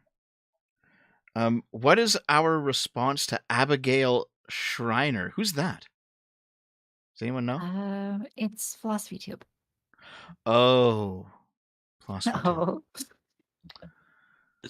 I don't watch Philosophy Tube, so I have no idea. Oh god. Yeah, I assume you. Okay. I watch hold a on. little bit of Contra, but like. Yeah, Contra points can be good sometimes. Yeah.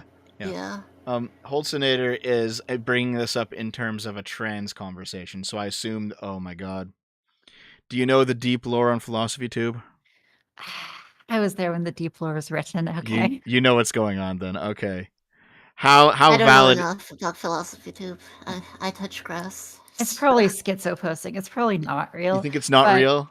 Yeah, I think seems it's like when you put like the red lines on like the cork board. That's what it feels like to me. Yeah. Like you can tell a convincing story, but like probably it's just so outlandish, I think. Yeah, but I mean, you keep seeing outlandish stuff come out about bread tubers, like story after story after story. I'm like, part of me wants to believe. If you dislike Philosophy Tube, it's like a convincing conspiracy theory, but yeah, I don't know. I think I have to err on the side of skepticism. Yeah, wait for the final piece to drop, just in case. Innocent until proven guilty. Yeah, Lilith, the deep lore here is that there's a bunch of circumstantial evidence that is not conclusive that Philosophy Tube transitioned because, as Oliver, he had like this weird obsession with ContraPoints that led to a possible how do you want to word this? He touched her inappropriately, okay? And then after her blanket rejection of him, he decided the next best thing was to transition to become exactly like ContraPoints. And now, as Abigail, she has been doing content that is identical to ContraPoints' content. It's like, if I can't have you, I'll become you. That's the schizopost theory. I think I heard something like that, but yeah, I don't know how true that is, because there's a lot of evidence that is not conclusive, but it is like there's enough evidence to ask the question, is this true, but not enough to answer definitively yes. It's a very entertaining story, though, that's for sure. 4chan loved it when they put all the pieces together. Is there any more TafTaj questions? Let's see. Oh, this is in response to your birth certificate comment, TafTaj. Artemis Fowl, $20. Certificates of live birth are important to track personal background information and to know who you are, and that foundation of accuracy begins at birth. Allowing you to change it opens up identity theft on a grand scale. What do you think of that? I'm not sure. I think maybe this is also just like a question of values, but like Mm. I'm somewhat resistant to the government tracking everything about people. So I know there's issues with like name changes that are like sort of similar, and people will make the argument that like the state has an interest in tracking your name changes, which I think is maybe right. But like the solution with name changes isn't that you are not allowed to change your name, it's that there needs to be like a paper trail for if you do change your name. So my sense is that if you are changing your birth certificate, the appropriate response is just to have like a paper trail so that if there is like some essential reason why people need to know, they can like follow that. But otherwise, you can use that birth certificate for everyday things like driver's license and whatnot, and that will show female, and that's probably fine. Mm-hmm. So you do the same thing. You could have like, oh, in a history somewhere, it goes like this was changed from M to F at some point, but on the actual piece of paper you have at your house, it just says F. Kind of like that, I Yeah. guess. Yeah. Okay.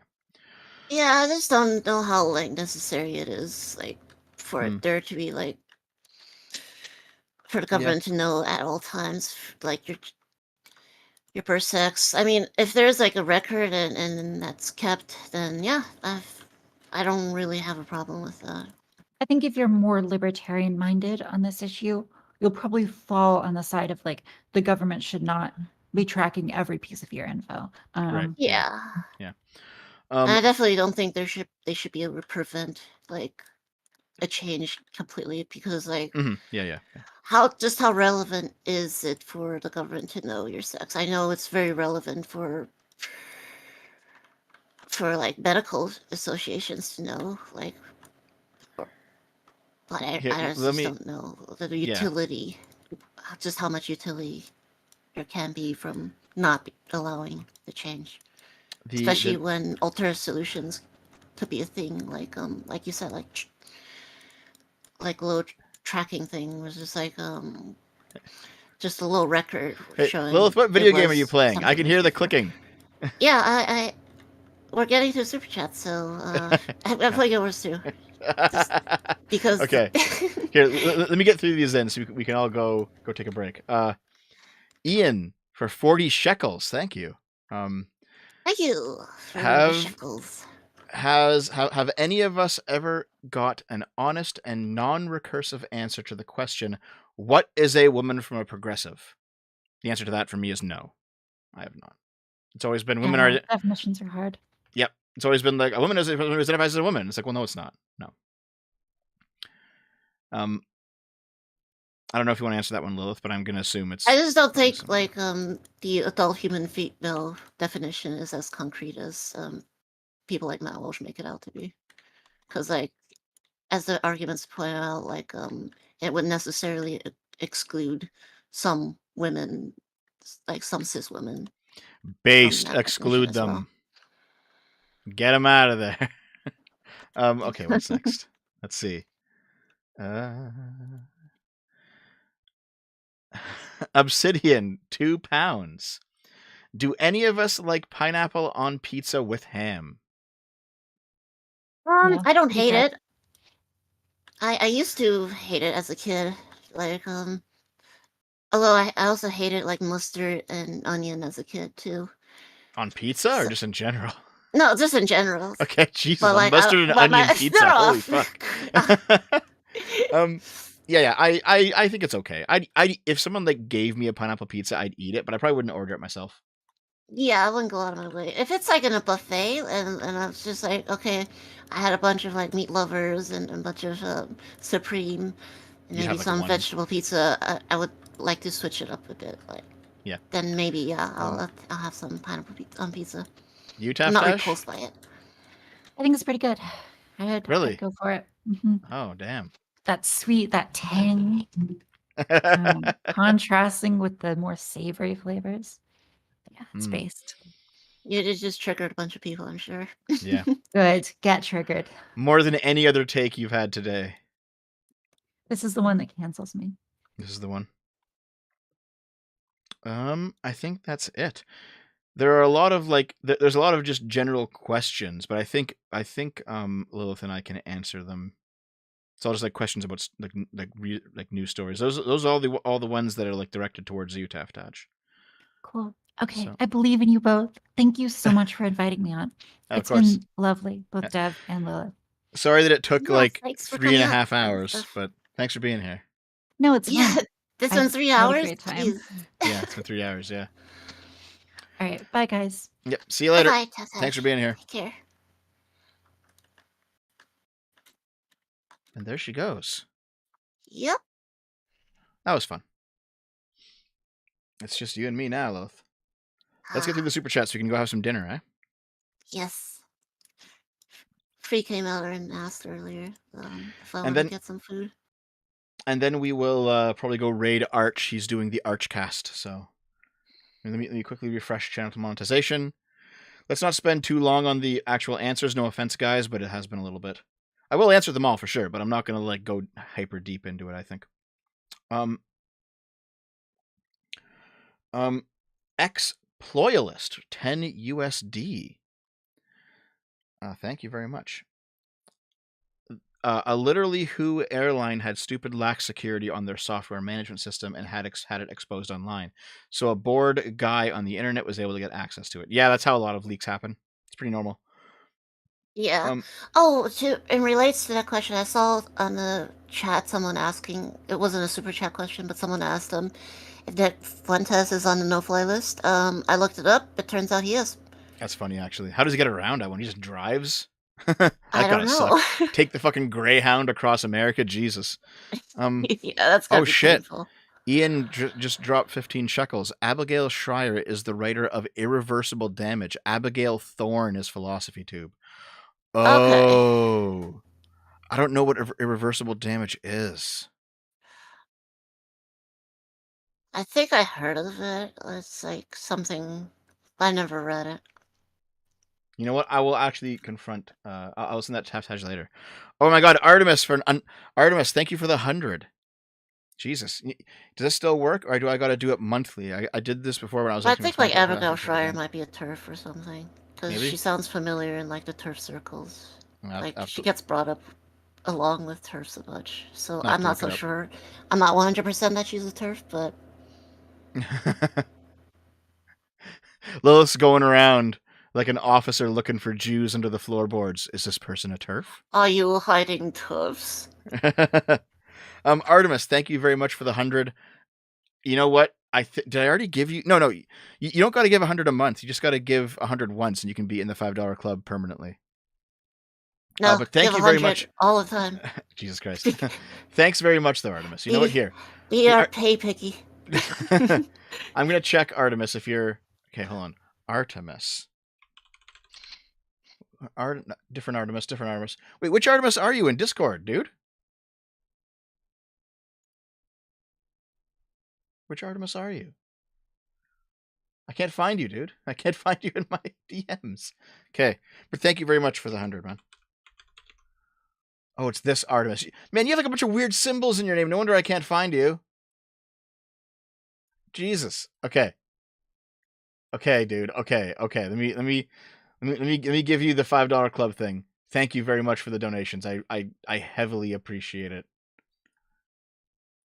This ICQ ass name. Jesus. Thanks, man. There you go. Emperor Creatine, $5. Just started a playthrough of Yakuza Inshin, and then I learned that Rurouni Kenshin is getting a full remake coming out this year. Highly recommend both. Oh, well, thank you. Thank you for the $5. I do like. I don't know about Rurouni Kenshin, but I do like Yakuza for sure. Okay, come on. Yakuza's great. I gotta have to play one of these days. Have you tried them before? Wait, why is it? But I've watched like Let's Plays of it. I mean, lately I've been watching more Let's Plays than actually playing games for a while. You should watch my Let's Plays, Lilith. Sure. I do sometimes drop by and watch some. Oh yeah, cool. Actually, speaking of that, guys, I will be streaming tonight with Dave. We've decided to go all the way back to the past and play Zelda 2: The Adventure of Link on the NES. Before my time, but still a good game. I actually watched a little bit of your Hogwarts shit. Oh yeah? Did you see us make the ultimate femboy? Actually, okay. You actually know what? There's a super chat that's about it, so I'll tell you about it when we get there. Okay. Let's see. Let's okay.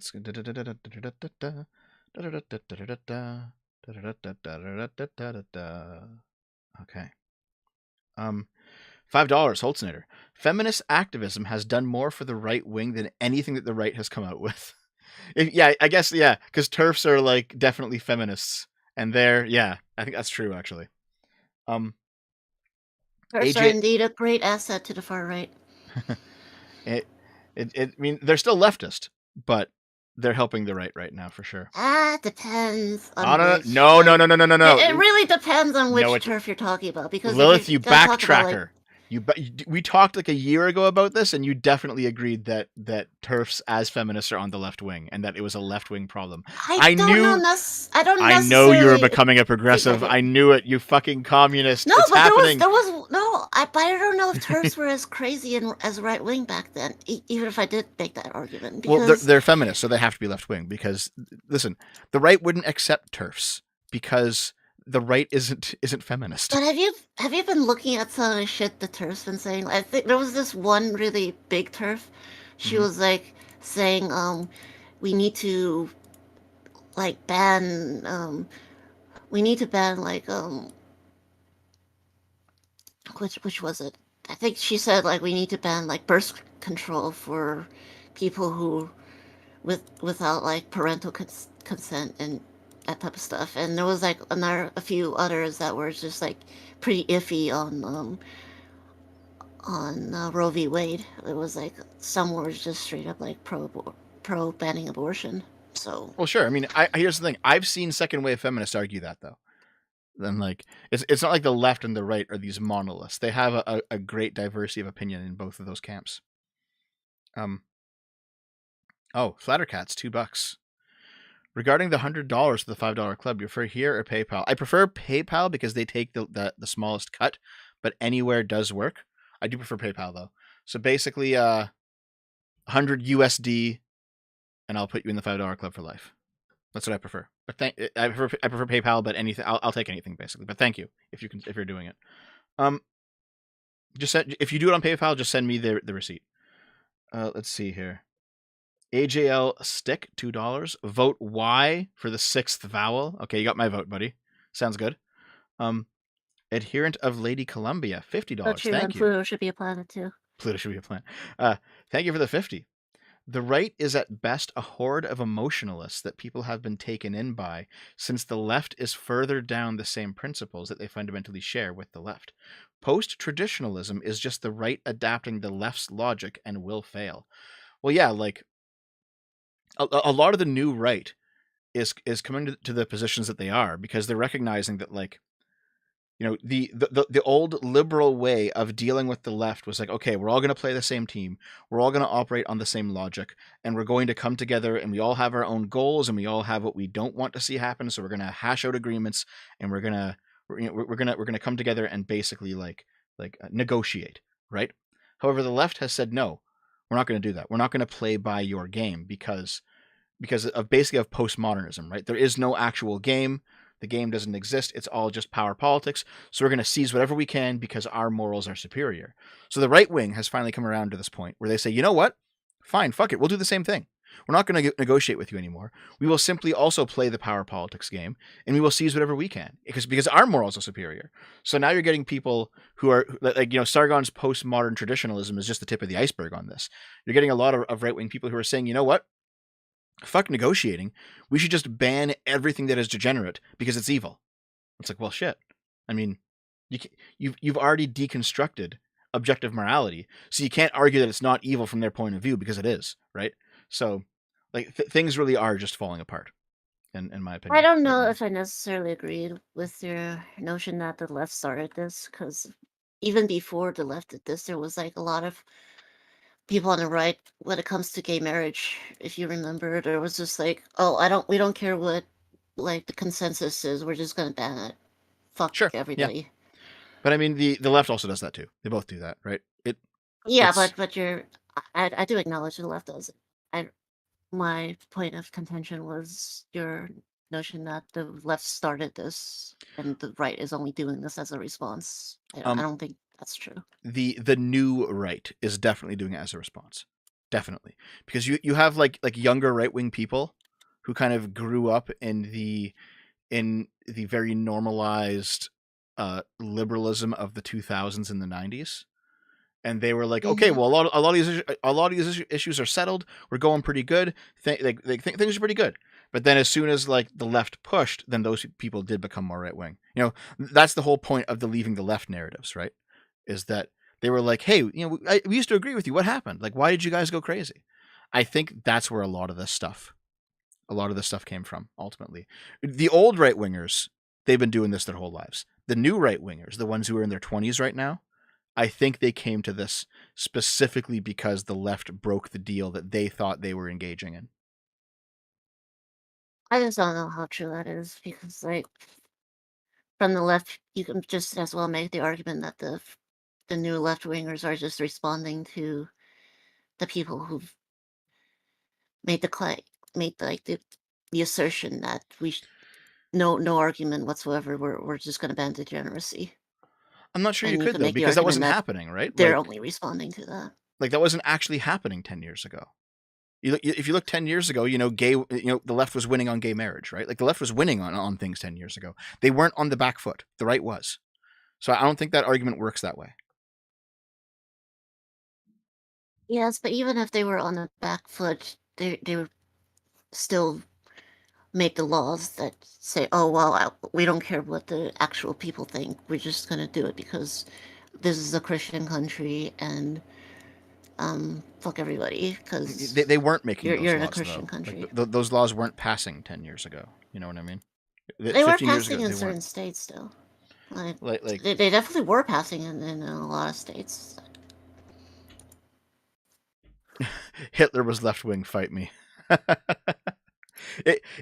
From a neo-reactionary perspective, fascism was absolutely left wing. That's the whole point of their ideology, right? So, let's not spend too much time. Let's continue. We gotta get through these. Continue. Holtznader, $5. If it turned out that politicians were working with Black Lives Matter and funding them, would anyone be surprised? No, absolutely not. No, You'd have Democrats talking to BLM and like they're negotiating like how they should have they're figuring out their own rhetoric. Like the trans emails thing is kind of like we all knew it was happening, you know? Yeah, we all knew it was happening, but it's worth covering because now there's like they got leaked and now there's confirmation that it's happening. Mm-hmm. Ren McManus for $10. So there's an organized effort to fight against the trans organized effort. So what? Should only the good guys get to organize? And don't give me the Antifa BS, not an organized effort. Yeah, that's basically what I was saying too. Is like, they are going to do this. It shouldn't be illegal for them to do this. It's just politicking, you know. They're gonna have their experts, their opinion, their ideology, their slant on the topic. You know, this is how it should be, frankly. Yeah, this is how it should be. Everybody organizes, but it's worth pointing out when people try to make the appearance that they are grassroots and that this is just a response to the left going crazy, and now the right is finally waking up. When the reality is it's politicians working with known groups, which we all know was happening. Holtzner for $10. Thank you. Dev, do you remember the video I sent you from the Lotus Eaters that showed the woman talking about the money companies would make from trans surgeries? I'm not for banning it, just saying yes. Yeah, there was like a heavy capitalist component to the conversation. I saw that video where basically like people were making like tens of millions, potentially hundreds of millions of dollars. There's a financial incentive to keep transitioning legal for sure. That absolutely exists. The real Holtznader. Yeah, but wouldn't there be a financial incentive to keep like conversion therapy to exist if there's money to be made there too? For lots of people, I'm sure there is. That's why Milo's doing his own conversion therapy shit. Are you saying that conversion therapy is like transitioning? No, I'm just saying like the profit aspect is Yeah, just yeah. like it. Well, here's the thing. In Like, anything. this kind of links back to the to the trans pill argument, right? Conversion therapy is immoral because it doesn't work. If conversion therapy worked, I don't think there's a moral argument against it. You know, if you have a gay guy who doesn't want to be gay and conversion therapy worked, why shouldn't he get conversion therapy? There seems to be no argument against it at that point. But what makes conversion therapy immoral is that it does not work. Yeah, That's the if issue. homeopathy worked, I mean, people should be able to get if putting leeches on your body worked, people should be able to get that as adoption too. Yep. But the problem is that it doesn't work, and the methods we have today is just torturous. So. Well, here's the thing. Even it being torturous doesn't actually matter, right? It's going to sound harsh, but it's the truth. Chemotherapy is torturous. We allow it because it works. If conversion therapy was torturous and it worked, then I don't think there'd be a moral argument against it. There would be a moral argument against it if it's like enforced, but that's not what we're talking about here. Yeah, because you know chemo is also isn't enforced, right? Like, Mm-hmm. Yeah. Yes. Okay, let's continue on here. The Real Holtznader, $5. The left always starts. Hold on. Yeah, this is in context with an earlier conversation. Yeah, he's saying sarcastically because the left always starts from a place of neutral exploration. No, they don't. The left engages in motivated reasoning a lot. In fact, if you're talking to like a leftist and you get down to the core of an issue and he says, well, that's racist, or well, that's sexist, or well, that's transphobic, that's the reveal of the motivated reasoning, right? It doesn't matter if something, it's going to sound harsh. It doesn't actually matter if something is racist or sexist or transphobic. What matters is if it's correct. That's the important thing. Is it correct? Whether or not someone has a moral objection to make is a different conversation entirely. Let's see. The Hylian Juggalo for $10. Thank you. Uncomfortable truth. Phases are a thing, and when parents say it, it's an appeal to exercising restraint and patience before making drastic, irreversible changes. Phases are real, and that's not hate. Yeah, that's true. I think that's true too. You know,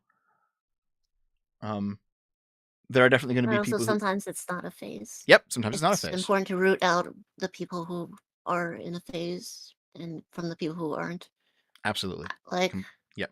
My parents said my gender dysphoria was a phase as well, as an excuse to not get me any treatment. And well, a decade and a half later, not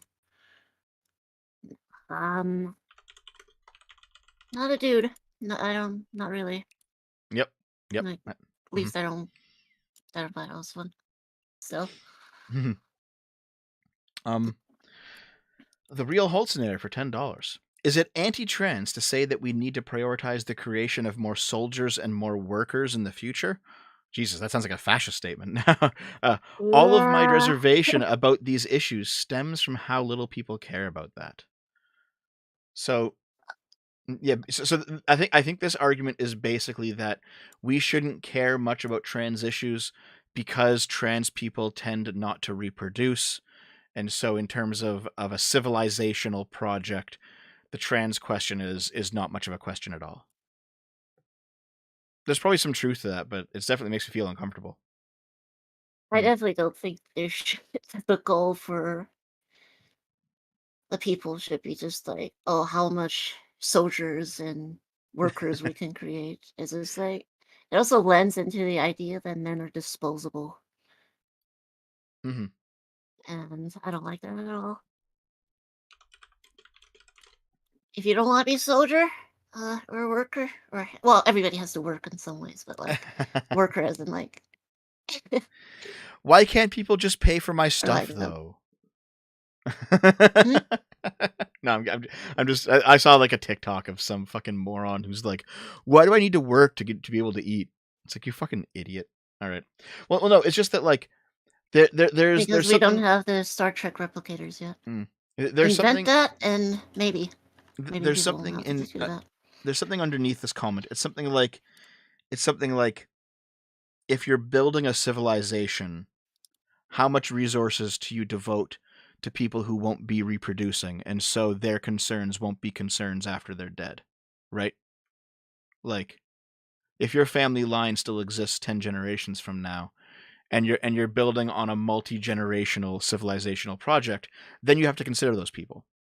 But if they're not going to exist, like extremely long-term planning probably shouldn't take them into account. That seems But rational. people's worth shouldn't be determinant upon whether or not they bring more babies into the world. No, but Like, it should be determined what and you also, contribute to there's society. nothing though, right? preventing like trans people from having babies either. Like, the sterilization is not a full 100% thing. Like, plenty of trans people like could stop HRT for a period of weeks and then still be fertile. Well, how about this, Lilith? If you It want the is. vote, It is if you get like the surgery, but like Lilith, that doesn't if, invalidate a person's worth either. if you want the vote, listen, we're going to take the vote away from you, okay? And if you want it back, you got to start nutting inside women. That's how it is. Oh no. That's the price you must pay. Okay. Maybe we can reach a see. compromise.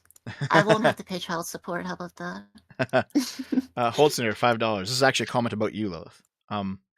Whenever I hear someone say hate group, I think the person claiming it are liars. Be more specific. So that was in reference to you saying like that these emails showed politicians collaborating with hate groups.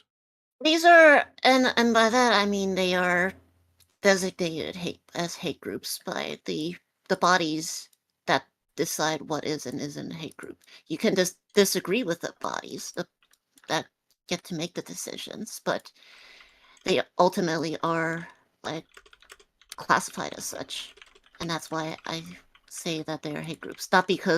Not just because of my opinion, but because they're literally classified as one. I'm not sure So, if we saw any emails that actually showed a specific hate group. But there I was would not be one surprised, though. I would from not be surprised. there was a I think it was like the American College of Pediatricians or something. Mhm. Or American Association of Pediatrician. I think it was the name was chosen because it sounds like a legitimate actual body of a medical group, and instead of being that, it was just like it just advocates for conversion therapy and shit. So, and it was classified as like a hate group by like the SPLC. And the issue ultimately with groups like the SPLC is that other groups don't find the SPLC legitimate, right? Like all of this stuff is like what makes this organization legitimate and that organization illegitimate is going to basically just boil down to political preference, right? Like who legitimizes you? Oh, well, my friends do, you know. Oh, well, people who agree with me politically does, right? It's very easy for that sort of the conversation SPLC to also just like designates like certain like far left or like black nationalist groups as hate groups as well. So they're sure. they try to have like at the very least you can disagree with the SPLC. Yeah, the issue But ultimately like is like there's like a reason why they're just not like there's a reason why they're generally considered like a body that determines what isn't a hate group, and you can disagree with their assertions. well, yeah, but like who? This is a larger conversation. We shouldn't get into it now. It's basically Yeah, there's a problem with the it's a bit idea of much. accreditation that needs to be solved Mhm. somehow. Yeah. Let's see. Jesus Christ, Lip Rome is being like a retard in chat. He's like, I'm gonna leave before Dev feels ethically compelled to ban me for supporting cis heteronormativity. I don't give a fuck, dude. You're just coping, dude. All right. Anyway, okay. Holtznader, another $5 says, I am not arguing for legislation. Yep. Holtznader seems to be a very good person, to be honest. I've seen him a lot. I don't think he would. Holtzner's fairly solid for the most part. Holsteiner, $5 again. Most people in kink communities would consider public displays in non-kink spaces to be a breach of consent. Yes. That's the argument here, right? Is that like if all of transness is just a kink, then walking around as presenting as a woman when you're biologically male means that you're engaging in a kink at all times, and therefore you are violating everyone else's consent that you're around. That's going to be the line of argumentation that right-wingers go down when talking about why even just being benignly trans in public is immoral. The issue is, though, is that being trans isn't just a kink. It can be for some, but it isn't just a kink for all people. That's the issue with their logic. Yeah, it's why it's so important for them to make the assertions that they are all just like a kink. Mm-hmm. Yeah. Real Holtzner, When it $5. isn't the case. You need to be able to draw boxes around things to make sense of them, but you also need to make the walls flexible and permeable enough to adjust. Yes, absolutely, right, absolutely. That's like the there's obviously edges on the there's blurry edges at there are blurry edges between two concepts that will always be there. But that doesn't mean that the idea of classification is now just out the window and anything can be anything. It's not how it works, Right. Oh my god, this is okay. $10 from Holtznader. Lilith, can you stop with the victimization? Women are the most pampered and protected class ever. Nobody is trying to escape misogyny just to get more privilege. Sorry to be rude, but it's really trying. I think, you said something about that. Yes, I did, and I'm not saying it's a right way of doing it. But I'm just saying for some people that experience is the case, and this is something I said that could actually piss off some leftist people because I think J.K. Rowling also said something similar in her essay, but when she said it, she means for a lot of trans men, that's the case. Whereas I'm saying, no, that's not like most trans men. That's like some, Yeah. and for some cis women, they definitely they get, especially if they've been raped and stuff. So they would it would probably wouldn't be that unreasonable for them to want to escape that. 2023, Lilith Lovett says, it doesn't mean transitioning is a trauma response. Okay, hold on. Let's keep going. Real Holtzner, $5. My partner is non-binary. They are not a tomboy. It's entirely different, even though they're both gender non-conforming. True enough. Like I have a friend who is non-binary, and she seems to be the only legitimate non-binary person I've ever met, because she can be very masculine sometimes. Legitimately masculine, not just like, oh, I wear jeans. Oh fuck. There's I'm a non-binary trans person. I'm biologically female. My pronouns are she/her. I have giant tits and giant hips, and I love getting cream pied in constantly. And it's like, what the fuck about you is masculine? There's nothing about you that's masculine. How are you non-binary? It's like, Jesus. All right, dude. Okay. But no, for this person, she's very masculine. So, Real Holtzner. I don't know about that. I don't know if a non-binary person has to be adhere to a stereotype of what you picture in the head of what a non-binary person should be. I mean, well, sure, They could but be on a wide range of spectrum. Well, yeah, but I mean, at But the very least, they generally here. At the very least, they shouldn't be the most hyper feminine fucking person, though. They shouldn't be that. I don't know what they are, but you can at least say they shouldn't be that. All right. Let's see. my position is it's their business. As long as they don't get pissy if you accidentally refer to them with feminine pronouns, then that's fine. They can be whatever. Real Holtzner for another $5. Thank you so much for all these super chats, dude. Oh yeah, the Democrats have been so objective about the lab leak and COVID. Totally. Come on, what are you guys talking about? There is no political objectivity. The lab leak was xenophobia, don't you know? Oh.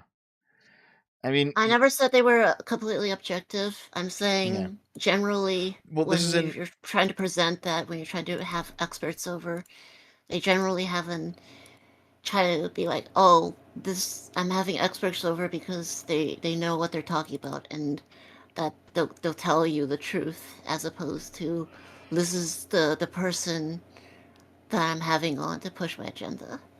well the thing is At like least it I shouldn't think be that way. I think his point is that like the Democrats are going to put forward a certain idea of what COVID was, and they're going to have their experts and their literature. The Republicans are going to have a different one, and the idea is they each should not be objective. They should put forward their vision and then smash the two of them together, and then what comes out will be more objective because of the conflict, right? I think feel that's the like you idea. should. I feel like no matter what position you hold, you should strive for the truth and strive for some level of objectivity. Oh, sure. I mean, I agree with that too. I'm not a politician. I'm not dealing in party politics. So, let's see. Artemis Fowl, $5. Dev, I just got here. Give me the Spark Notes so far. What's been covered? Watch the whole thing again, buddy. Thank you. Artemis Fowl, $2. Birth certificates are medical documents. That's right. Artemis does like a bunch of super chats about the birth certificate conversation. Right. Holtznader, $5. You can also get No medical gender. documents are the medical documents. Birth certificates is a government database thing. For Holtznader's super chat, you can also get gender X on your passport now. I don't think that's a good idea. Gender X? I don't know. I understand the whole male female. You're switching it sometimes. But like gender X. I think it just takes the point out of even having the gender category in the first place. You know. Yeah, I mean, if someone wants it, why not? I guess. Well, because I don't see how necessary it is for like the TSA or the dude at the airport to know what's in your pants. So. Well, I don't know. What if they're scanning you and they see something in your pants and it's like, is that a penis or is it a weapon? Who knows? Oh, that's what pat downs are for. I don't like pat downs. I don't think they're the best thing in the world, but sometimes they're necessary. I mean, I get pat downs. I get pat downs when I go to the airport because when I go use those machines, they detect an anomaly in my pants. Yeah, this is absolutely the beginning of a pornography. Yes. And I get taken out to the back, and the hot TSA agent sucks me off. And that's how it is. Yes, that's how it works. But you're not sucking him off? What would be the point? I'm not checking for them. Oh, okay. Yeah, fair enough. Okay. Holtznader, $10. I have to head out, so I won't hear responses to what I said. I'm sorry if I came off as rude. It's hard to convey nuance through what amounts to tweets. Good wishes to you. Well, thank you very much, Holtznader. I appreciate all the super chats. You've supported quite a lot. Yeah. I hope you take care. Noble 1776 for $5. Did you see the clip of a trans man teen propped up by CNN to Governor Youngkin a question that he gave a decent answer to? I don't think he gave I think he just dodged the question, didn't he? He didn't give a decent answer. I know this clip because the trans man looked identical to my femboy character in Hogwarts, which I thought was fucking hilarious. Looks exactly like it's the same person. But yeah, basically it's, you know, this trans man was, to be honest, a pretty feminine looking man, but you could still tell it was a man, right? You could still tell. And he was like, listen, would you want me in the bathroom with your daughters? And the governor kind of stumbled all over himself he didn't really give it. He just kind of dodged the question. Like I saw the clip and I think it made the governor look like an idiot, to be honest, you know? Even more like the more pressing answer is, do you want Buck Angel in the girls' washroom with your daughters? The answer is obviously no, right? The answer is obviously Right. no. Yeah. I think I saw a similar tweet too of that, but whereas it's like it was just like a really passable trans man that you would never ever be able to tell that he was born female. Yep. Whereas it's like, do you really want me in the bathroom with your little girls? And Adhering to Lady Columbia, $10. I think in our time there will be a discussion of raising the age of majority back up to 21. FDR lowered the draft to 18, which gave people ammunition to lower all other forms tied to majority. So raise the draft age. I don't agree, because the rest of the world does either 16 or 18 for their age of majority. I think America will just keep following suit. Oh, hey, Stardust. What's going on? yeah, I kind of feel like it's kind of weird for Americans, like the drinking age being 21. Yeah. Stardust, you missed TafTaj earlier. At the height of the stream, we had something like 500 and change people here, and TafTaj and Lilith and I were all getting rowdy, but she had to go, and we're going to be going soon too. Let's see. Hold on. The Hylian Juggalo, $5. Have you heard the parasite infection theory about gayness? Now I consider heard the that ivermectin it was discussion. it was like a 4chan thing. It was like Yeah, what is this? What? So they made the argument that you know toxoplasmosis, right? No. It's like a parasite that cats have that give like that they pass on to like rats, and it causes the rats to be more friendly to cats. Mm-hmm. And I think the toxoplasmosis or the parasite theory is that the parasite is making humans gay or trans. And I wonder how true that it's is. just, yeah, I don't know. I don't think that's very true. I don't know either. I don't know. It'd be funny. Yeah, consider the That'd be pretty ivermectin funny. discussion. Yeah, like imagine that gayness was a parasite, and now that ivermectin is banned, there's going to be more gays. Oh my god. Oh Dun no. dun dun. Ian, 6 shekels. Thank you. Done for decades, but not for children. That's right. Yeah. So the conversation earlier was. Oh, actually, was for children. Like cis children have gone like Cis puberty children have blockers. done puberty blockers when they've had medical problems with their puberty coming too soon or something. I know that's true. Yeah. But in terms of the drugs beyond puberty blockers, and also they don't stay on them. They don't stay on them for like years and years and years. So I do think that there's definitely something going on here that could at least be discussed, right? Like, is it good for kids to be transitioning as young as they do sometimes? That there's a decent conversation there. Holtznader, $5. You came back. Spotlighting this from the chat so it gets heard. Michael Knowles was saying that the ideology has to go, not the people. Yeah, I've heard like the conversation. He said like transgenderism, so maybe like transgenderism as an ideology rather than individual trans people. Maybe that's yes, but like how I don't know. are you gonna get rid of transgenderism without also getting rid of transgender people? Like imagine if I went and said, oh, like I don't want I don't mean exterminating Jews. I mean getting rid of Judaism. It's just like Well, Judaism is a religion, right? Maybe you mean like political Judaism or something. I'm not sure. we're like I know. I get your point. Though. we're saying like I don't want to get rid of I don't want to get rid of gays. I just want to eliminate homosexuality. It's just like it's just homosexuality basically the same is thing. an attraction, not an ideology, though. You know, So you could say some conservatives would make the argument that it is an ideology or a lifestyle choice or whatever. Mm-hmm. Replace it with juggalo ideology. I mean, I've been slowly reading and compiling. I will make the video eventually. There is absolutely a trans ideology.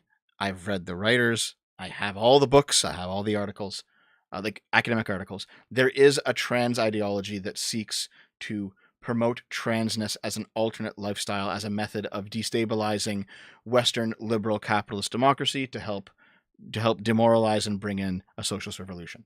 I've found those writers and those thinkers. I will make that video. There is definitely a trans ideology that is separate from just random trans people living their life. However, But also, like, how. Michael Sorry. Knowles, Michael Knowles may not be educated enough to know about that difference, nor, and he also might simply be using the conversation to actually hide what he's truly talking about. So I don't necessarily trust him when he says that sort of thing. And also, like, what are people gonna? What's gonna happen if people say no to them getting rid of, like, getting rid of transgenderism? Like, what if I refuse to detransition? Like, what's gonna happen? Okay, here, if we're going to steel man Michael Knowles' position, it's going to be something like, you can transition all you want, and other people can transition all they want. You just can't promote it to kids. You can't talk about, you can't be like, oh, well, the world's better if there's more trans people, therefore I will talk about the positives of transitioning in schools. You can't do that. You have to let them come to the idea themselves without any guidance. That's going to be the steel man of his argument. Yeah, but I don't think that's the argument that he's making, though. No, I don't think it's the argument he's making either. He's not just talking about kids. No, he's not. No, he's talking. But here's the thing: like, if he was talking about getting rid of, thanks for the $2, Stardust. Thank you. With a heart. If he's talking about getting rid of people, it's clearly bad. If he's talking about getting rid of the ideas, well, then we have to ask, what ideas and what lengths are you going to get rid of them? Because we're talking book burning here. That's not very good. All right. Are we talking not promoting it in schools? That might be okay. Depends on how you do it. Are we talking like there's a whole range of discussion that can be had here, and I think, Michael Knowles might be the kind of guy who's relying on that ambiguity to make people think he means something that is more acceptable when he actually means something that is less acceptable. Yeah. Let's continue though. Okay, Spawn Freak, $5. Astronaut 1. Lilith is a commie now. Astronaut 2, pointing a gun at Astronaut 1. She always has been. Fuck off. Okay. I'm a Taiwanese person. Okay, calling me a communist is very offensive. I will report you for a hate crime. How dare you? Mason Gray Long for $5. Dev, shouldn't there be better options than transitioning? If gender dysphoria is a mental illness, maybe some better form of therapy should be considered. We haven't found it yet. That's the issue. And I mean, we're currently running into roadblocks in finding new treatments because people are getting accused of being transphobic. People don't want to even try other treatments right now. There's a whole political discussion. But right now, we don't have any other option. Gender dysphoria, the treatment for gender dysphoria seems to be transitioning, and it seems to be a bad treatment, but it's better than all other treatments that we've tried. So simple as that, right? It's the best of a bad situation. Artemis Fowl, $10. How do you know that a cis woman or a cis man would experience the same feeling of dysphoria that is claimed by trans people if you switch their bodies, or that they would experience any dysphoria at all? You have pre-concluded a premise without evidence. Yeah, there's no evidence that they would. That's true, but it seems reasonable to me. I have no evidence that, because we're not transplanting brains, so we can't actually see, right? But it seems reasonable to me that they probably would. That's transplant brains of cis people into trans people, into different bodies. And actually see. Let's do it. That's just yeah. That's a skillful Rick and Morty mad scientist here. Yeah, see, like he's technically correct that we actually have no proof, but my intuition tells me that it probably would happen that way. It seems reasonable. But we don't have any proof. That's true. Artemis Fowl, $5. I don't think anyone has even proven the hypothetical at all. It's currently an analogy that has been taken as true over time. This is something that I mentioned. A common analogy used to describe the trans experience is a woman's brain in a man's body.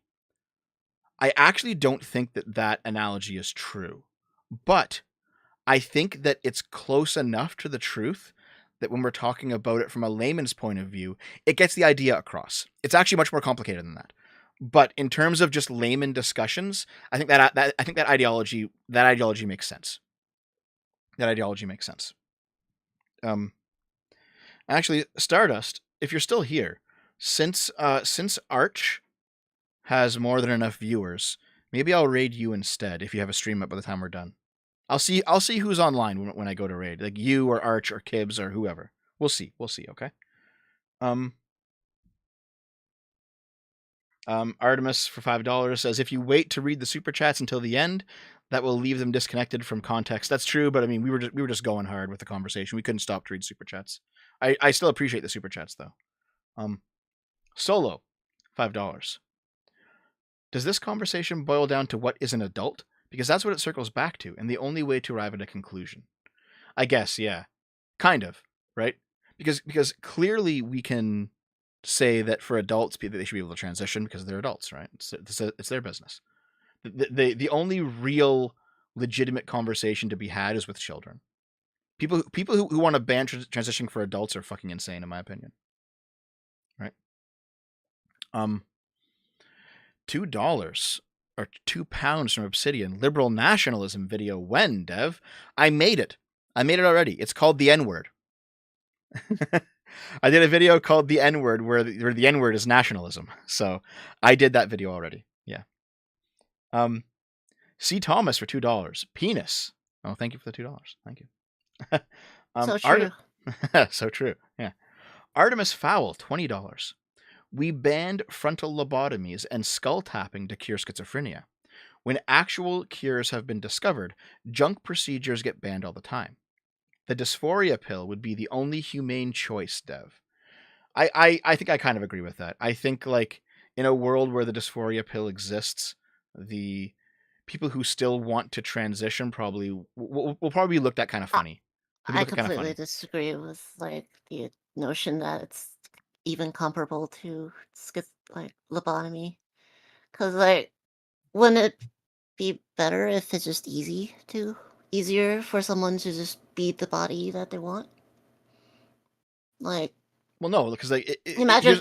I don't agree. So like the hypothetical is you can go through the HRT and the several years of transitioning and the surgeries and all the rest of it and then be on drugs for the rest of your life.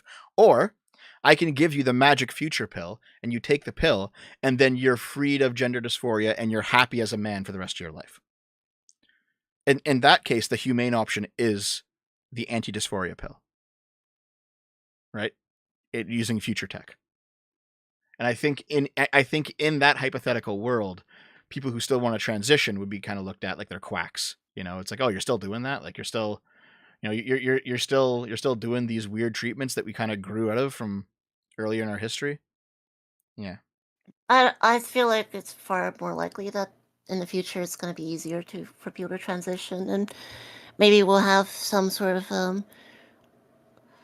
change in our biology, so we won't have to take medication all our lives.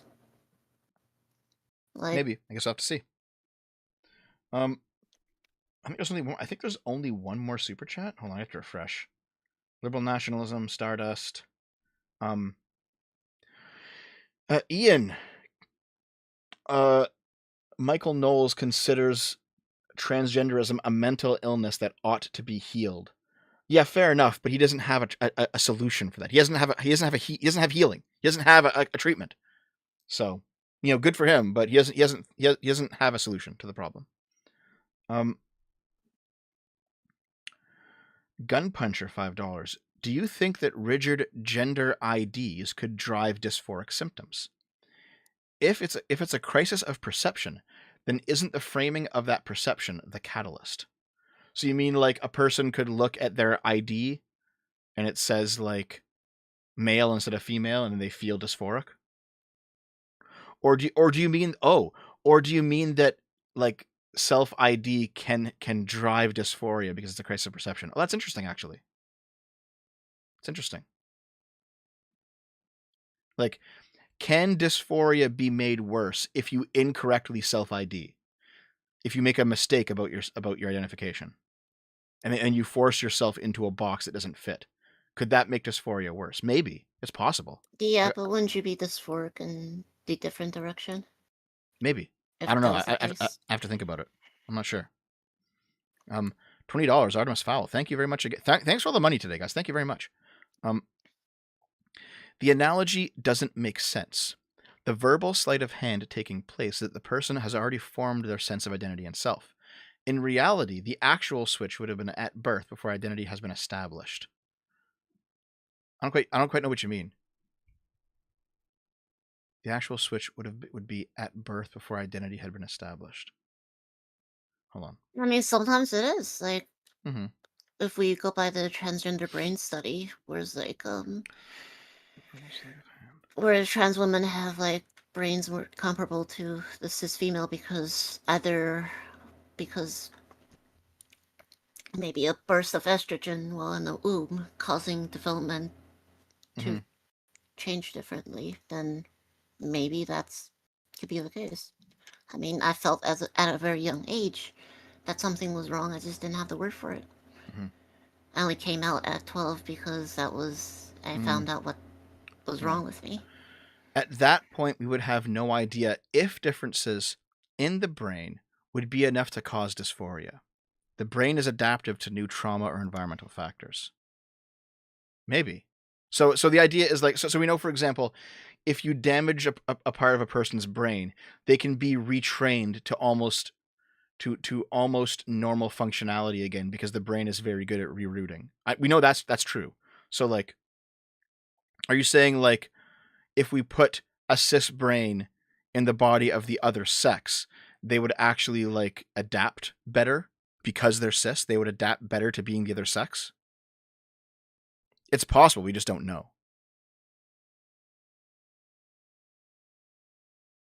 Yeah, it's possible, but we just don't know. We don't have enough data. It's a possibility, but yeah. It seems less likely, but that's just my intuition talking. I don't have any reason to actually say that. So, just a feeling. Brug, $5. How do we contend with crazies on Twitter who will just call any bad-looking drag or LGBT event AI propaganda? Dismiss them.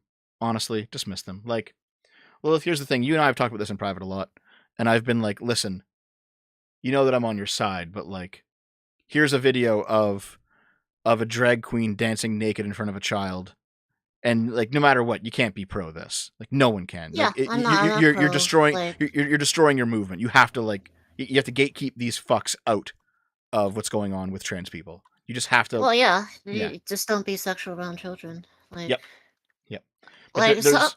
although sometimes those what people purport to be drag queens are actually just like cis women dressed up and are just strapped to cis women strippers. So Yeah. That's still bad too. It's still bad too. yeah, Obviously. and deepfakes do happen. Like Well, there was one that looked with like the lightings were really wrong and like with just some figures that looks almost like photoshopped in or deepfaked in with like completely incongruent lighting. So the ultimate issue is that there's a bunch of left-leaning people out there who are like, if you even notice this is happening, you're a bigot and you're anti-trans. And it's like, no, we can't let that be the narrative. We have to fight back on that. If it means that some crazies will call you transphobic, then just let them. Like, you have to fight back on that. That can't be what is the normal conversation for shit like this happening. You just can't let them have that narrative. right, you can't let them just say, oh, it's actually okay. It's just if you're stripping in front of children, that's not good. If you're trans or if you're not, it's just not good for anyone. I think that's all the super chats. I think I'll refresh it once more, but I think we got them all. There was a lot of super chats today, guys. Thank you very much. Very appreciated, guys. Thank you. Let's see who we can raid. Everyone stick around. Go say, hey, listen. When we raid, we're all sippers here. Everyone in this chat's a sipper. All right, you understand? We're all sipping. So get your coffee emoji. Get your coffee emojis ready. We're gonna go raid someone. All right. Let's see who's around today. What's going on? What's going on? Also, I gotta go eat the stew. It's been like half an hour since it was ready. Eat your stew. Hold on. Anime has done more for improving LGBT standing in Western societies than all activist groups have for decades. This is why anytime activists open their mouths, it always has negative impact. That sounds like one of your tweets, Lilith. Oh Remember? yeah. Anime traps and dick girls. That was a Yeah. base take. Listen, Lilith, you gotta stop like walking back on your base takes years later. All right. You gotta stand by Not them. walking back on it. I do stand by what I said. I do think like I wouldn't stand. I would probably word things a little bit differently, because, and honestly, that tweet, I just tweeted out and just like I didn't even think much before tweeting it. It was just Good. Just It was based. It was our based. thought. Okay. Hold on. We got to go. It's time. Let's go raid Arch. I'm probably gonna be playing games in the gaming channel like an hour or so. So make sure that you come around. Okay. Make sure you're here. Let's go raid Arch. Everyone spam coffee cups and say hello. And thanks for being here, everyone. We'll see you next time. Yep. Thank you, and take care. Goodbye.